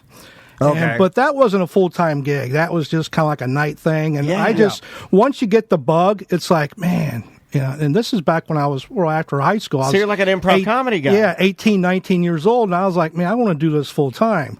And unfortunately, living in Daytona, it's like, okay, I can't do anything like that in Daytona. So not that many improv gigs in Daytona. No. But they had comedy clubs, I think, or maybe one. Yeah, we... Actually, the Home Fries, the group I was in at that time, we did some improv stuff at a restaurant/club and hotel. Yeah. And they had us on like on a Monday night. Right. But like I said, I got the bug. I'm like, man, how do I do this full time? And I didn't want to do the cruise ship thing. So I found an opportunity at SeaWorld. Yeah. They were looking for a mime, and to be honest with you, I was like, I don't want to be him. I was one of those mime haters, to believe it or not. Really? I was like, I can't stand mimes. But a buddy explained to me, no, these guys, they're a little different. They're not your traditional mime. They don't do the invisible box. I love the invisible box. No, I like the rope. I do love the rope. I mean, he's more of a box guy. I'm rope all day. I'll do a cardboard box, just no invisible box. So you're putting your own spin on it, though, right? Like, yeah. Is it at the time? Were you thinking about like, okay? First of all, were you a mime before you got the mime gig, or no, did the gig come to you and you're like, I can do mime? I didn't know anything. Like I said, I'm like, I'm not a mime. But when I started doing a little research, and I'm like, oh, okay, these guys are different. Okay, yes, they're a mime as far as their costume and all that, and they got the face and they can't talk. But basically, it's just it's the gig that's always famous, bringing people. They act as an escort. They bring them in one side, they take them clear across the other side, doing stuff like that. And I'm like, okay, I can do that. You know? I've seen you do that gag. It's like so many work. times. Yeah, it's one of my favorite gags. Yeah. It's one of my favorite gags of all time. The usher through the audience and then out the other door. Yeah. And man, I've seen you make a biker mad. Yeah, I've seen you. The problem with that, we've been doing it for so long, people are onto it now. Yeah, okay. But we still get those people that are clueless. You want it, like, right? Like if you're there, it's kind of like when you go to see Dave Chappelle, you're like, there's certain jokes you hope he does. You know, or like, more like a Mitch Hedberg. Dave Chappelle, bad example, but more like Mitch Hedberg when you know there's certain things you want to see, and you're like, please give it to me. But like I said, okay, I can do that, So, and my thoughts at the time were like, let me just kind of dip into this for a couple years. I'll move on to something bigger and better. 35 years later, here I am. So did you have someone teach you? Did you have to learn like as an apprentice under someone else? Yeah, there was a good buddy of mine, Len. He's still doing it too. He's doing the fair circuit right now. And he was like, he was the guy kind of gave me. I've always been my own type of performer. I do my own thing, but I got a lot of stuff from him. Okay. And well, let's just break down the mime because start with the face paint. So that's traditional that we've all recognized as the white face paint on a mime. Did you know the history behind that, or like what that or why that is? Yeah, I did a little research on it. I like that you didn't do that much. that makes me want to hug you. You're like a Florida mime. How many years, by the way, have you been doing this? 35 years. 35 years. 35 years. You're like, I know a little bit about it. My whole thing was I want to put my own spin on it. You know? And I'm like, and it's worked out. I like that, by the way, because this is so truthful. I have no idea how radio works, like terrestrial radio or like AM, FM. I don't even know. It's magic. It might as well be magic. If you ask me the science behind like radio waves, like no idea. They're like, they've been in it for 25 years. Why I like it. Sometimes when I think, it's almost like it's like when you go to a music school. And sometimes you go there and you're told that what you're doing is absolutely incorrect. When you could have been left alone and maybe your style of performing music just would have been your own style. Right. So there is there is some comfortability and ignorance because you can do your own thing. I like that. Exactly. And I think that's one reason why I've gotten so popular is because I am a little different. And I get a lot of guys. I mean, they're like the older, chubby, bald guys, and they can relate to me. And that's not what you normally see when you see a mime performer, or it's usually a skinny Frenchman. Yeah, exactly. It is normally a skinny Frenchman, and he's very cocky. Very cocky. I'm just a normal dude, but I'm wearing the makeup and all that, and I mix in a little bit of making fun of people. Yeah, but I don't call it making fun of people anymore. I call it having fun with people. That's my thing. Well, you're not really mean-spirited either. It's more of it's loose. It's like, it's very old school. I always liked it because it seemed very old school, and I always like seeing entertainment when you're doing something that shouldn't be entertaining, right? You're filing in for the show, but you're doing a show while people are filing in.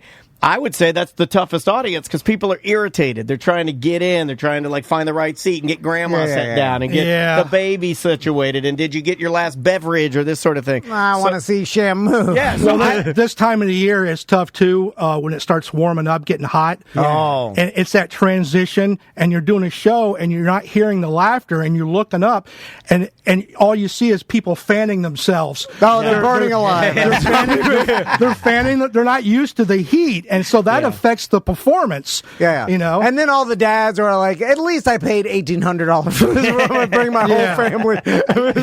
And I'm so hot. But so like, how do you practice it? Like, do you remember your first couple times of doing it? Like getting out there and like, was it scary? Oh, yeah. I remember the first time I went out there, I was still trying to get used to the whole crowd thing. Yeah. I mean, because there's about 3,000 people that sit there. It's a big and that's place. a pretty good amount of people staring at you going, some people okay, will never white, play for that. A white guy friggin' perform for me. It's like, see what, But that's a big, I think some people will never get a crowd that big. Like some people are full-blown entertainers that try to do similar to something what you do, and they'll never have 3,000 people captivated. You know, like that's cool. 3 times a day or whenever, I don't know the schedule, lots of it. You're performing in front of lots of people. First time I went out there, I had some notes inside my head going, okay, I'm going to do this, I'm going to do that. I had about 6 or 7. I don't think I did any one of them. I just, I kind of went into my own thing, and it worked out. They liked me, or like, let's keep them on. And so let's talk about going, like when you go into it, is it a character? Yes and no. It's a little bit of a character, but some of it's my own character, my true self. Okay. It's a little bit of both. You know, I kind of look at it like a radio DJ, where it's like you're saying what, but you're like exaggerated. A silent man cow. But everything's just exaggerated, so it's like your personality's in there, but you're Tom the Mime. How would you mime Baba Booey? It's an extension of yourself. Yeah, my mime character. It's okay. It's sarcastic. It's I kind of make fun of you a little bit, but then I that's me also. That's the Tom guy also. But so a little bit of both, and I've changed throughout the years. Also, I used to be a little like bit the Undertaker. Remember when he went biker? Yeah. That's the second time this week I've brought that up. But my change has been for the good. I'm a little bit more, I don't know, sensitive. I'm a little more flirtatious with people. And just having fun with people. Like I said, it's not all about going out there trying to make fun of somebody, which you have to be careful doing that anyway these days. But it's all about having fun, and this is my motto now: good vibes. Love it. It's all about creating good vibes. And so, like, even going back to the face makeup, have you always done the same? Pretty much. That's I've maybe, when I first started, I think my eyebrows were like, wee, and then I found out, that takes too darn long to do. I'm just going to, there it goes. Just a couple of strips there. I've always been known, like, from the other mimes, especially Lynn, my buddy I used to work with, he used to laugh at me. Sometimes we'd work together, and it'd take him an hour to put the makeup on, and then I'm like, boom, 10 minutes, I'm done. He's like, oh my God, you do the makeup so quick. And you're more efficient. Because you realize you're like, people get Florida the gist. Mime knows what he's doing. They get the gist. I'm Tom the Mime. It's more than just the face paint. Yeah. Now, I've noticed too, like in, from following you on social media, and like do mimes use a whistle? Is that mimes? Some of them do. There's a guy over in Europe who's, don't even ask me. He's got a really weird name. Most Europeans do. I hate that. Yeah, but he's famous in Europe, and he uses a whistle, which helps out a lot. You can. Do you know what I'm talking about? Where they go like, and they point to things. They'll be like, Cirque du Soleil does that with the clowns a lot, which that's a French thing. Well, they're also borderline mimes too, because they're clowns, but they're miming. Like in Cirque the du whistle can help you out. Like you can even, like what he did, do, but you can even use it as like expressing like, ooh, like that. Oh, sad. Oh my God, I knew exactly what you were doing. Sad was a happy whistle. It helps you. It's like a little bit of it helps you out a little bit more, but I'm still, like I said, I'm not your traditional mime, but in that aspect, I'm old school. I like just, leaving everything out, just going visual, just completely visual. Yeah, so you're silent, completely silent. Oh, completely, yeah. Have you ever had to talk because something was like happening and you needed to like save a person from falling over, or like, whoa, like have you ever had to break Every character? once in a while, something will happen, and I'll have to like whisper to someone's ear, like, go sit down. The security's coming. Ma'am, your dress is on fire. Now, and we'll get into your social media following, but it's gigantic, millions of followers. I think it's the most of anybody I've ever seen, really. But it also, and because you've been doing it for so long, what I find interesting is the sociology experiment of it, where you've just spent years and years working with people in the theme parks, right? And with doing that, you get an insight into humanity that a lot of people don't get. You know what I'm saying? Like, we're all around humanity, but you're working with strangers at all times. People that are happy, people that are sad, people that are hot, people that are angry, and then tired. Then instantly, like through repetition, I'm guessing you learn that like how each personality is kind of like how it's going to go, and probably that most humans are kind of the same and react the same. Is that true? It's very true. And as far as the people, everyone's different. And when they walk in the show, or if I'm doing appearances, I've learned, because I've been doing this for so long, 35 years, I'm a good judge of character. I can actually look at somebody and I can kind of tell you what type of personality they have. And read Tom right now. Yeah. And he's a boring guy. He's very, What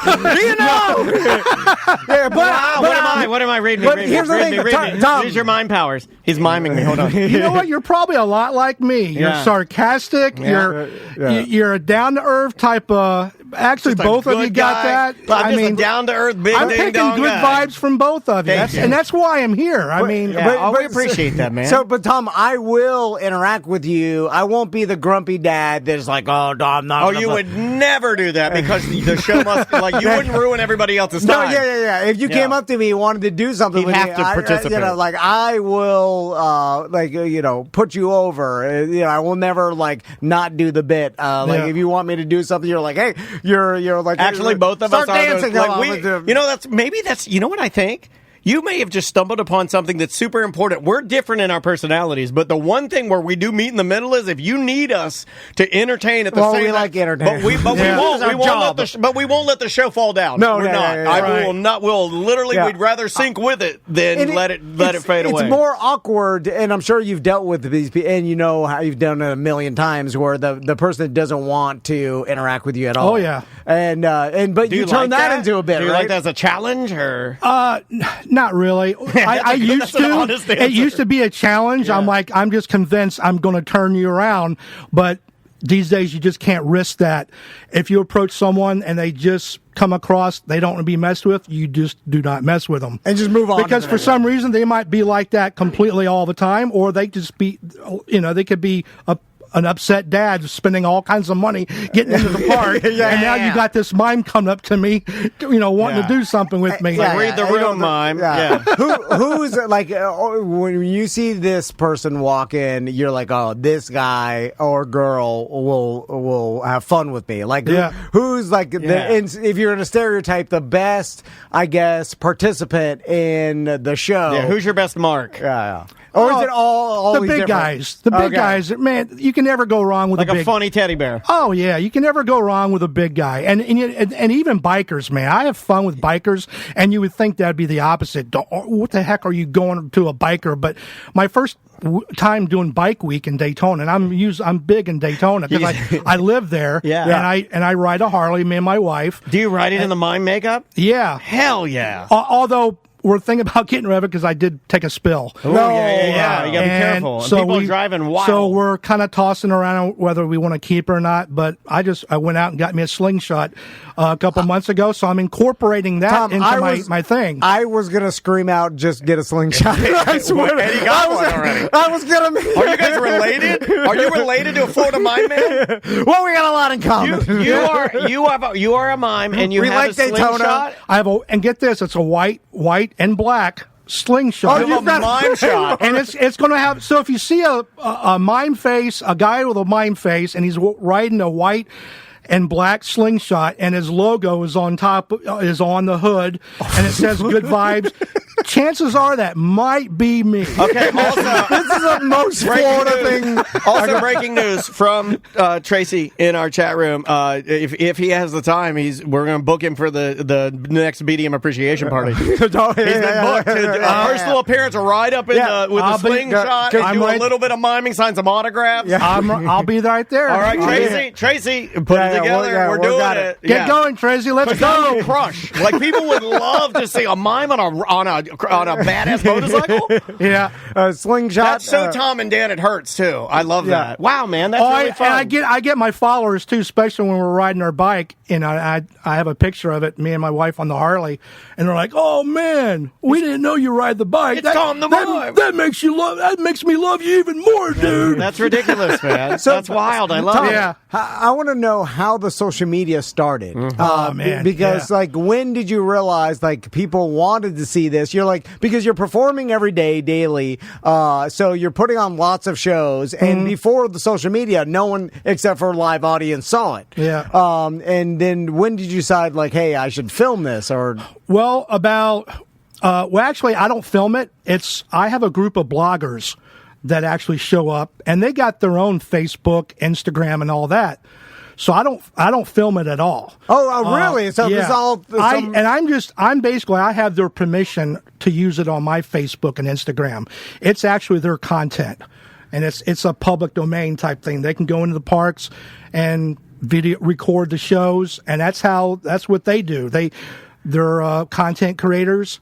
And do they give you the footage to post on your own, or do you just piggyback on it? I just piggyback on it. I just post it on there. Oh my God, you're a genius Florida mime. He's not even filming it himself. Florida business mime. He's not. He's a Florida business mime. He's not even filming it himself. He's having other people film it. He's just like, hey, don't forget to credit me. Don't forget to credit me. Yeah. Well, it's funny this is how the whole thing started. As far as the whole popularity, Facebook Reels is what really kind of got things going. Yeah. Okay. I started getting people going, "Oh, I seen you come up on my wall on Facebook and this and that." Started getting that a little bit. And then all of a sudden I got this video that went viral. You might have seen the video. It's a couple walks in, and it's a couple, man and woman, and the woman's got the baby in her hand. She's carrying the baby, and she's got a backpack. The guy is not carrying a thing.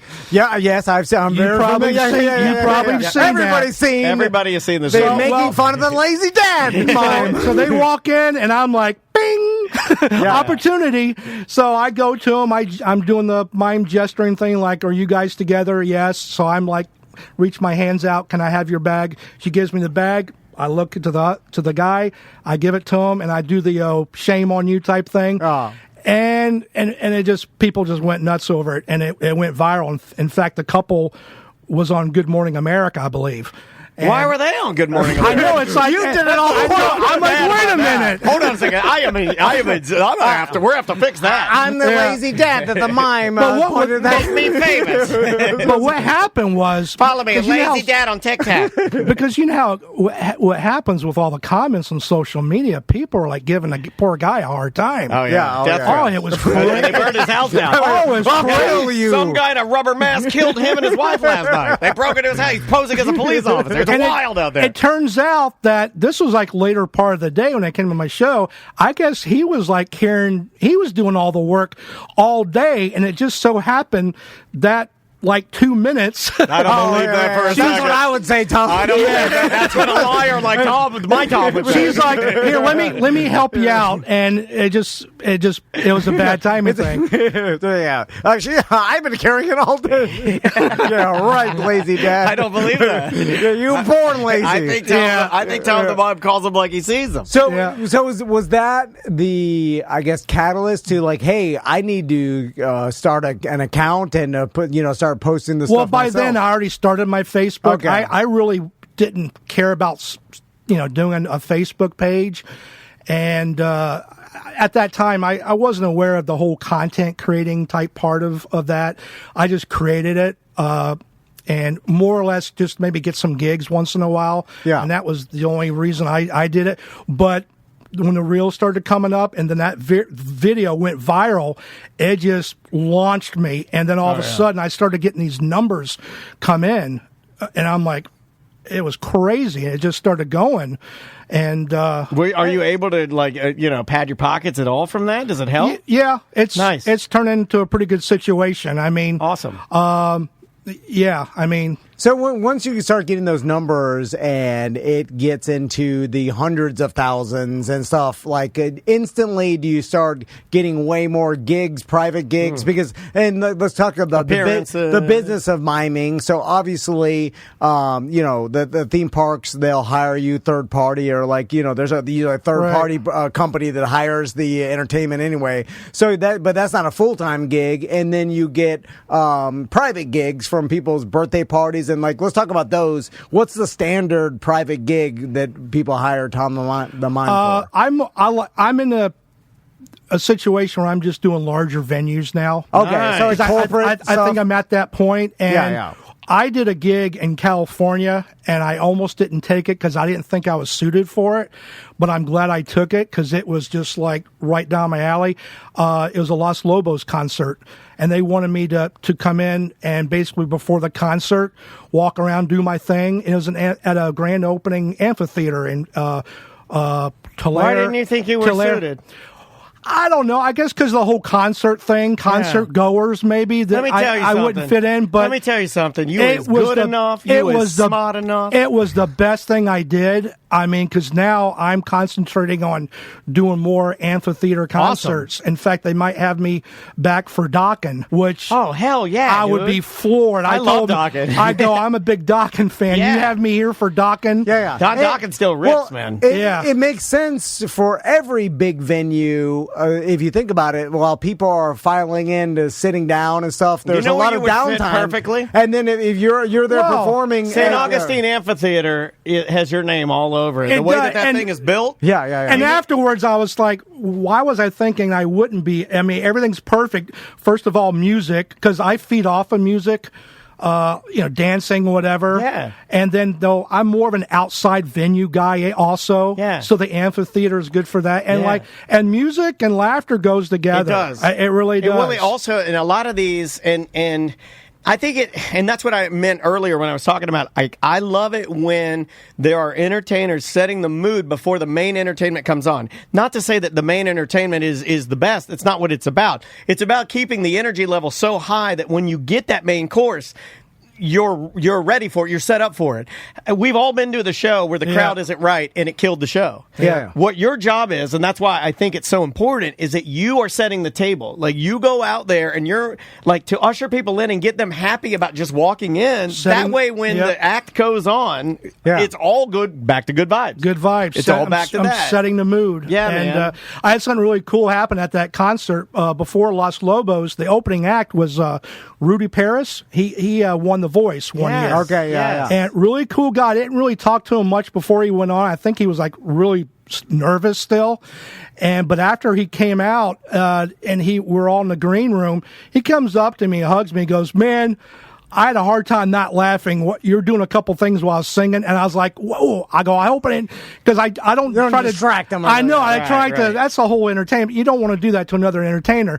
I was really low key, but I must have did something that kind of got his attention. He's like, "Man, I almost laughed. You know, yeah, that's funny, man." So now, Tom, I'm curious to what your process is. So let's say it is a concert, or people are coming to sit down and some sort of venue, right? So you get thrown out there, and now what are you looking for? I'm wondering who are the people you looking for? I know one common bit, if you follow Tom the Mime on social media, is that, and you should. It's funny. If someone has a midriff shirt on, you'll pull up your shirt and that's my signature thing. and show your belly, and it gets a laugh every time. Always funny. Well, I used to be 10 years ago, you wouldn't catch me doing something like that because I was embarrassed by my belly. I was embarrassed by my baldness, whatever. But that's one, I just I got to the point in life, I'm like, you know what?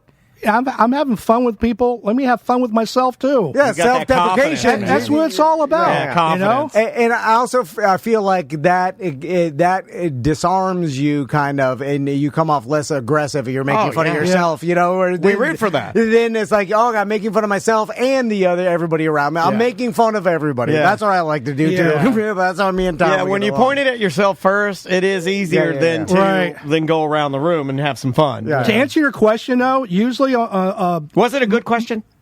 It was okay. Okay. No. We have a contest on the show, and whenever somebody says, that's a good question, they have to put the camera on him, and I was fishing for that. I'm glad you said that. It's a good question, but what happens now, for the most part, I don't have to go search for somebody. Usually they come to me.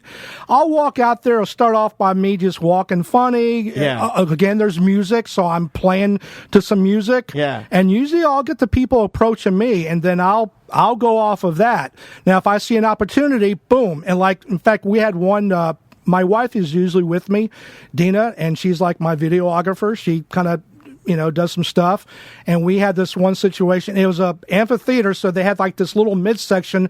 It was all grass. So people were like just laying on, blankets. And there's this one guy, he was laying out. And, so I started going up to him and I started doing the old fake CPR thing. I'm like doing on his stomach, doing that. That's so funny. then I took a little extra further and then I started doing like I was going to breathe into his mouth. Yeah. And there's this lady standing up. She laughed so hard she fell backwards. And that was like really made the video. Yeah. So if I see an opportunity, I'm going to hit it. But for the most part, that lady died. Yeah. I don't know if people know that. Yeah. I don't know if people know that. You killed her It was with laughter. Yeah. But for the most part, like I said, they come up to me. They'll start off with a selfie. And that's the thing, too. I get so many selfies now. People come up to for pictures. Because you're social media famous. Yeah, and it's are. at first a guy. And you look unique, which really, it's one thing to be social media famous. I have friends that have hundreds of thousands of followers, but if they walked by you, you'd never know it. You're just like a bot. character. Yeah. So when people see you on the slingshot, they're like, wow, that's the guy, Yeah. Oh, I get the double takes all the time. And I'll have to tell you, before I leave, I'll tell you some stories. When I'm riding on I-4, dressed like this, I've had some funny moments. I bet you get some whoops from the juggalos. I had a cop pull me over one time. I was in towards Kissimmee at a convention. I look in my rearview mirror, red lights go off. I'm like, please, God, I can't believe I'm actually getting pulled over, and I'm in friggin' mime face. I'm looking in the rearview mirror. He gets out, and he's already laughing. I'm like, okay, maybe that's a good thing. Yeah. So he approaches me. He's like, dude, he goes, I know who you are. I just pulled you over because I want a selfie with you. I'm like, oh, thank God. Get to work. You're like, you're wasting taxpayers' dollars. No, not the time. I've got a gift to get to. Not the time. There's a guy flying by 200 miles per hour. No problem. I'm getting a selfie with Tom the Mime. This is not a crime. You can't just pull me over for a selfie. What about emergencies or medical emergencies or anything? You ever dealt with any of those? None of that. That's good though. I mean, that's I did avoid road rage once, being in mime face. Really? I was driving again on I-4. I'm looking in the rearview mirror, and there's this guy. I was going too slow. There's this guy behind me. He's doing the pissed off driver.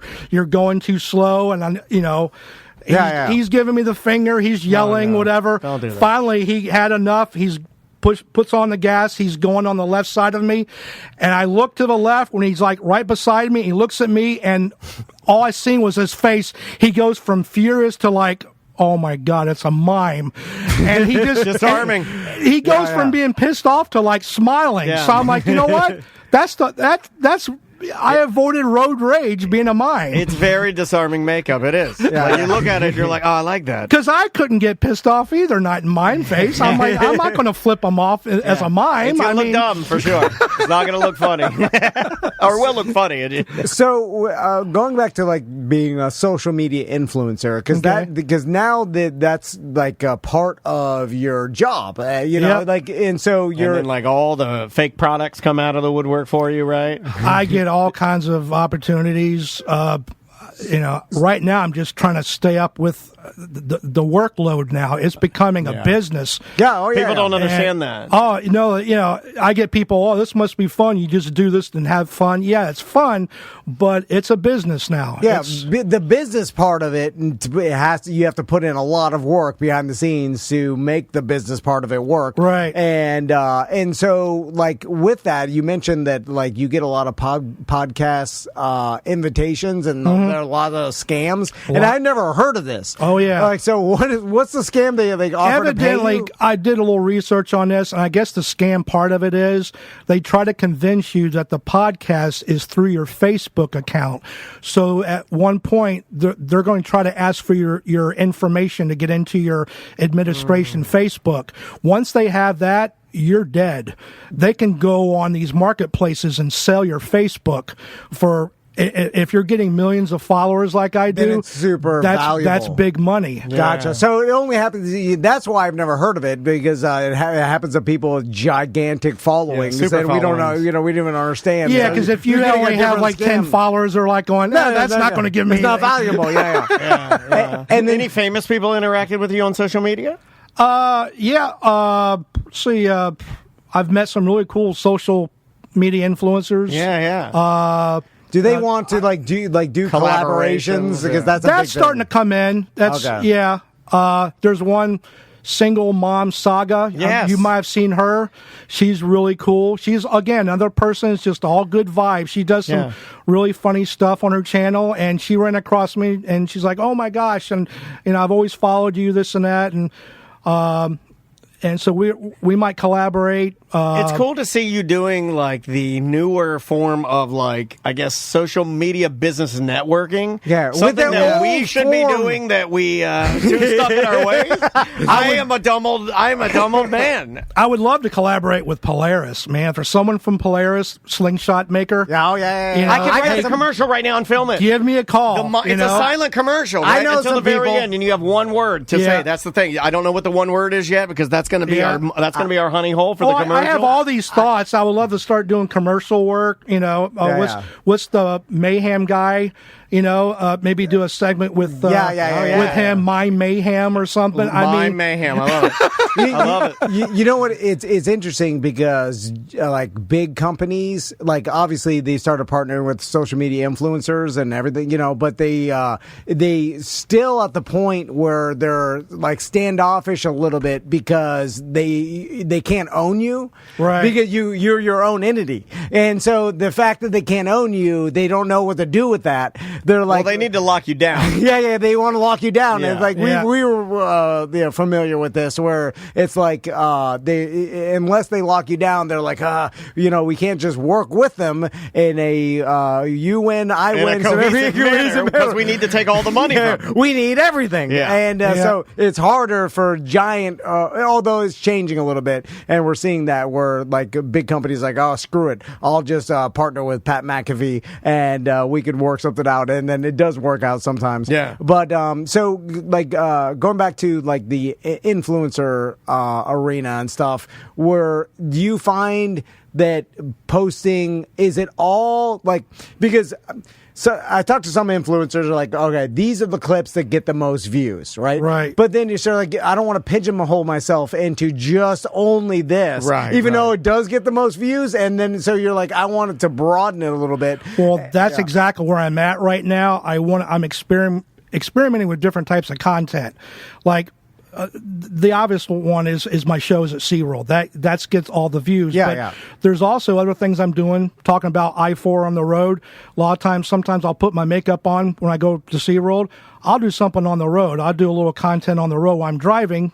Safe, of course. I got my cell phone on a mount, and I'll lip sync to a song, and I call that driving with Tom the Mime. It sometimes it's just I'll do a little headbanging thing because I'm a heavy metal guy, and that gets some good views. But so I'm trying to roll in different things. I'm starting to also contact some of these local companies and try to work out some deals where I can just go in their establishment and it's given them a little something. Yeah. And especially if I post it on my account, and it's given me some views. So I'm starting to do that because I don't want to get just known for just doing this or that. At the theme parks, you diversify. You diversify. You do stuff. And it's not all about the comedy too. It's me and my wife were thinking about starting kind of like a Tom the Mime Foundation thing. This is something I'm really, really wanting to do, like a toy run every year. Do something nice, like a for charity kids. thing. Oh, yeah. I mean, so it's not all about. We'd love to help you out with that, man. It's not all about the comedy stuff. Yeah. Big portion of it is, but man, I've learned so much. It's taken a different route the last 5 years. It's the emails I get would just blow you away.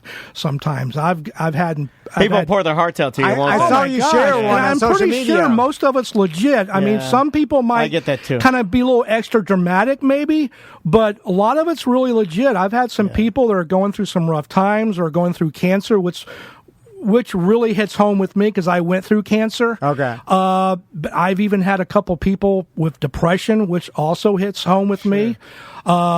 And I had even one person was suicidal, and he said he got to the point where he was about ready to give up, but he started like looking at my videos every day. When up you on my showed feed. your belly. When you showed that belly, I knew I wanted to live again. You know what? I was ready to leave, but you bullied that lazy dad so good.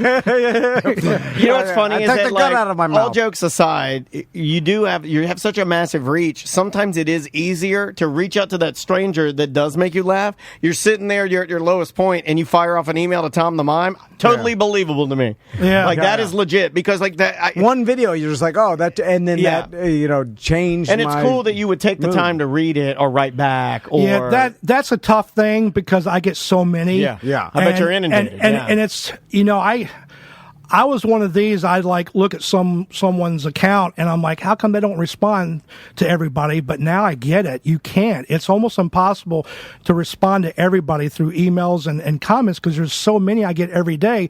But I try my best to try to get through every one of them.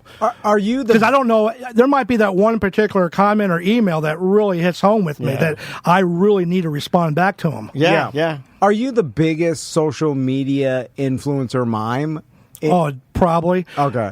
Except for the one guy in Europe. I wish I could remember his name, but he's another one. Yeah. Yeah, but in the United States, in the United States, Yeah. You're our mime. Because have you been have other mimes reached out to you? I'm sure because of your they don't talk, Tom. They're following. We're gonna have other people that want to do the same thing. Like I've had those. I've had people like hey, this is something I want to do. How do I get started? Type of thing. Or never help those people. They'll try to take your take your crown. Don't let them take your crown. Have you ever? Do you belong to a mime organization? No. At all, or is there one? No, but they actually have, they don't have mime schools, but they actually have a clown college. People go to a clown college to become clown. And Sarasota. And there's a lot of crossover, right? Yeah. If you're a clown, then you can kind of get into the whole mime thing. It's a little different, but if you got the clown background, you're like halfway there. See, it's funny. My dad always told me mimes are just biker clowns. Yeah. Turned out he was right. Yeah. Turned out he was right. Well, when I was a little kid in school, I even had one teacher was like, "Oh, you're going to grow up to be a clown," and she was pretty close. Close, yeah, very similar. So, speaking of that, like, what makes it mime and what makes it clown? Like, what's the difference, really? Are you trying to ask the Venn diagram question? All mimes are clowns, or all clowns are mimes? Yeah, because we do have a stereotypical mime, what mime should do in our head, and I feel like it is the rope, it is the box, it is like the fake stairs. I like the elevator or the stairs down. Yeah. There's a word that I've used in other we've used. It's called clowny, being a little bit too clowny. Okay. Or too animated. Usually your clowns come across really more animated. Over the top, okay. Yeah, over the top type of animation. And that's kind of more of a clown. And mimes are more subtle. Little subtle, yeah. Yeah, okay. yeah.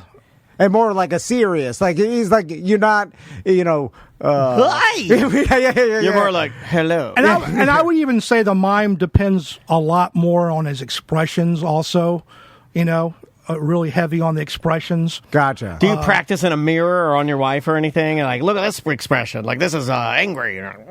No, she would just shake her head going, dude, stop it. So a lot of this is what I'm hearing. A lot of this comes naturally to you. This is just you. That's I've cool. always I'm a sarcastic guy. I like to have fun. And I love, you got to be a people person. If you're not a people person, do not get in this business. Or that goes as an entertainer, even you guys. Yeah. I mean, you guys are people. You gotta love humans, man. You got to. What's interesting is I haven't seen other parks do this, which you'd think they would just based on the popularity of you and social media. Do the math. You think the other parks would be like, oh, we need our own mimes here. Let's put them in everywhere. I've often wondered that, too. I mean, the SeaWorld mimes have been around for... Oh, man, probably since the 70s. Yeah. And even before my popularity, the mimes have always been popular at SeaWorld. If you've been to SeaWorld and you've seen the mimes, you know who it's always been a big part of SeaWorld.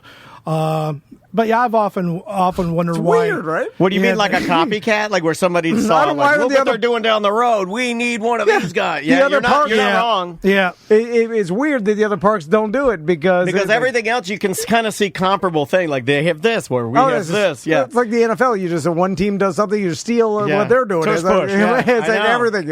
You know what that is? Like now, watch. It's going to happen like this year. We start seeing an outcrop. Thanks, Tom and Dan. Appreciate it. Great job. And also, Tom, you've got to be one of very few full-time mimes in the United States, This is right? your career. Have you talked to other ones that are like full-time job? No, like I said, because once you start taking off, it becomes something entirely. This might be our most weirdest people are job. part-time, right? This is our weirdest job, dude. Yeah, I know, like at SeaWorld and stuff, those guys, most of them have other gigs at Disney, Universal, other places like that. Back in the day, we used to be full-time there, but now we're not. But like I said, with me, I do my 2 days, Thursdays and Fridays there, and all the other stuff is working for my content. And going back to the whole content thing, once you start getting a lot of followers, then they become very curious about your personal life. And I try to not to put too much out there, but they want to know, where I live. And I'm even starting to do stuff outside my makeup. I saw that on social media where you were just talking in your car. I mean, they want to know everything about me, and if it gets views and if it's not too personal, I'm okay with it. My dogs are even becoming a big part of me because me and my wife, we have 5 golden retrievers. Oh wow! In fact, we're thinking about starting up. Something for them because it's like paint their face white. Oh my god! You gotta do it here. Oh my god! Shave their face, paint it white. Mime dogs. Yeah. That'll get views. Man. That's a movie too. Mime dog. Mime dogs. Yeah, I would Rated watch R. that. Yeah. We need to do some business, Tom. I'm a Tom. You're a Tom. Bingo, I told you not to bark. Mimes are silent. That's my dog voice. I'm not hoping to be cast in your movie. I'm not a people person. I hate people. I'll just make fun of me. Hey, thank you so much for coming in, man. Super duper awesome. Thank you for the invite. This has been one of my favorite, and I think this is one of the weirdest. Because he's a one of one. I don't know of any other. This is maybe the most unique, weird job we've ever had. Florida Mime. After 10 years. Yeah. And I'm okay with the weirdness. Weirdness to me is a compliment. Oh, it's beauty. Weirdness, unique, all that stuff is great. It's cool to see what you built. And congratulations, and also man. to meet you finally, because I have seen you many times on social media. And it's cool that you're here, man. Yeah, thank you so much. Thank you so much for the invite. And we'll see you at the BDM party. We're gonna have to get Tracy on that. I want to work with you, man. That'd be fun. Let's do it. I'm all all social media. It's at Tom the Mime. Yep. And you probably already know it's on there, and you can follow him. Yep. So thank you, Tom. I always tell people go to my website tomthemime.com or Google me, because if you go to Facebook and try to search for me, unfortunately you're going to pull up a lot of what I call fake accounts. Go to my website or just Google me. There you go. And you'll find me. Awesome. Tom the Mime. There you go. All right, we will see you tomorrow. Thanks, guys.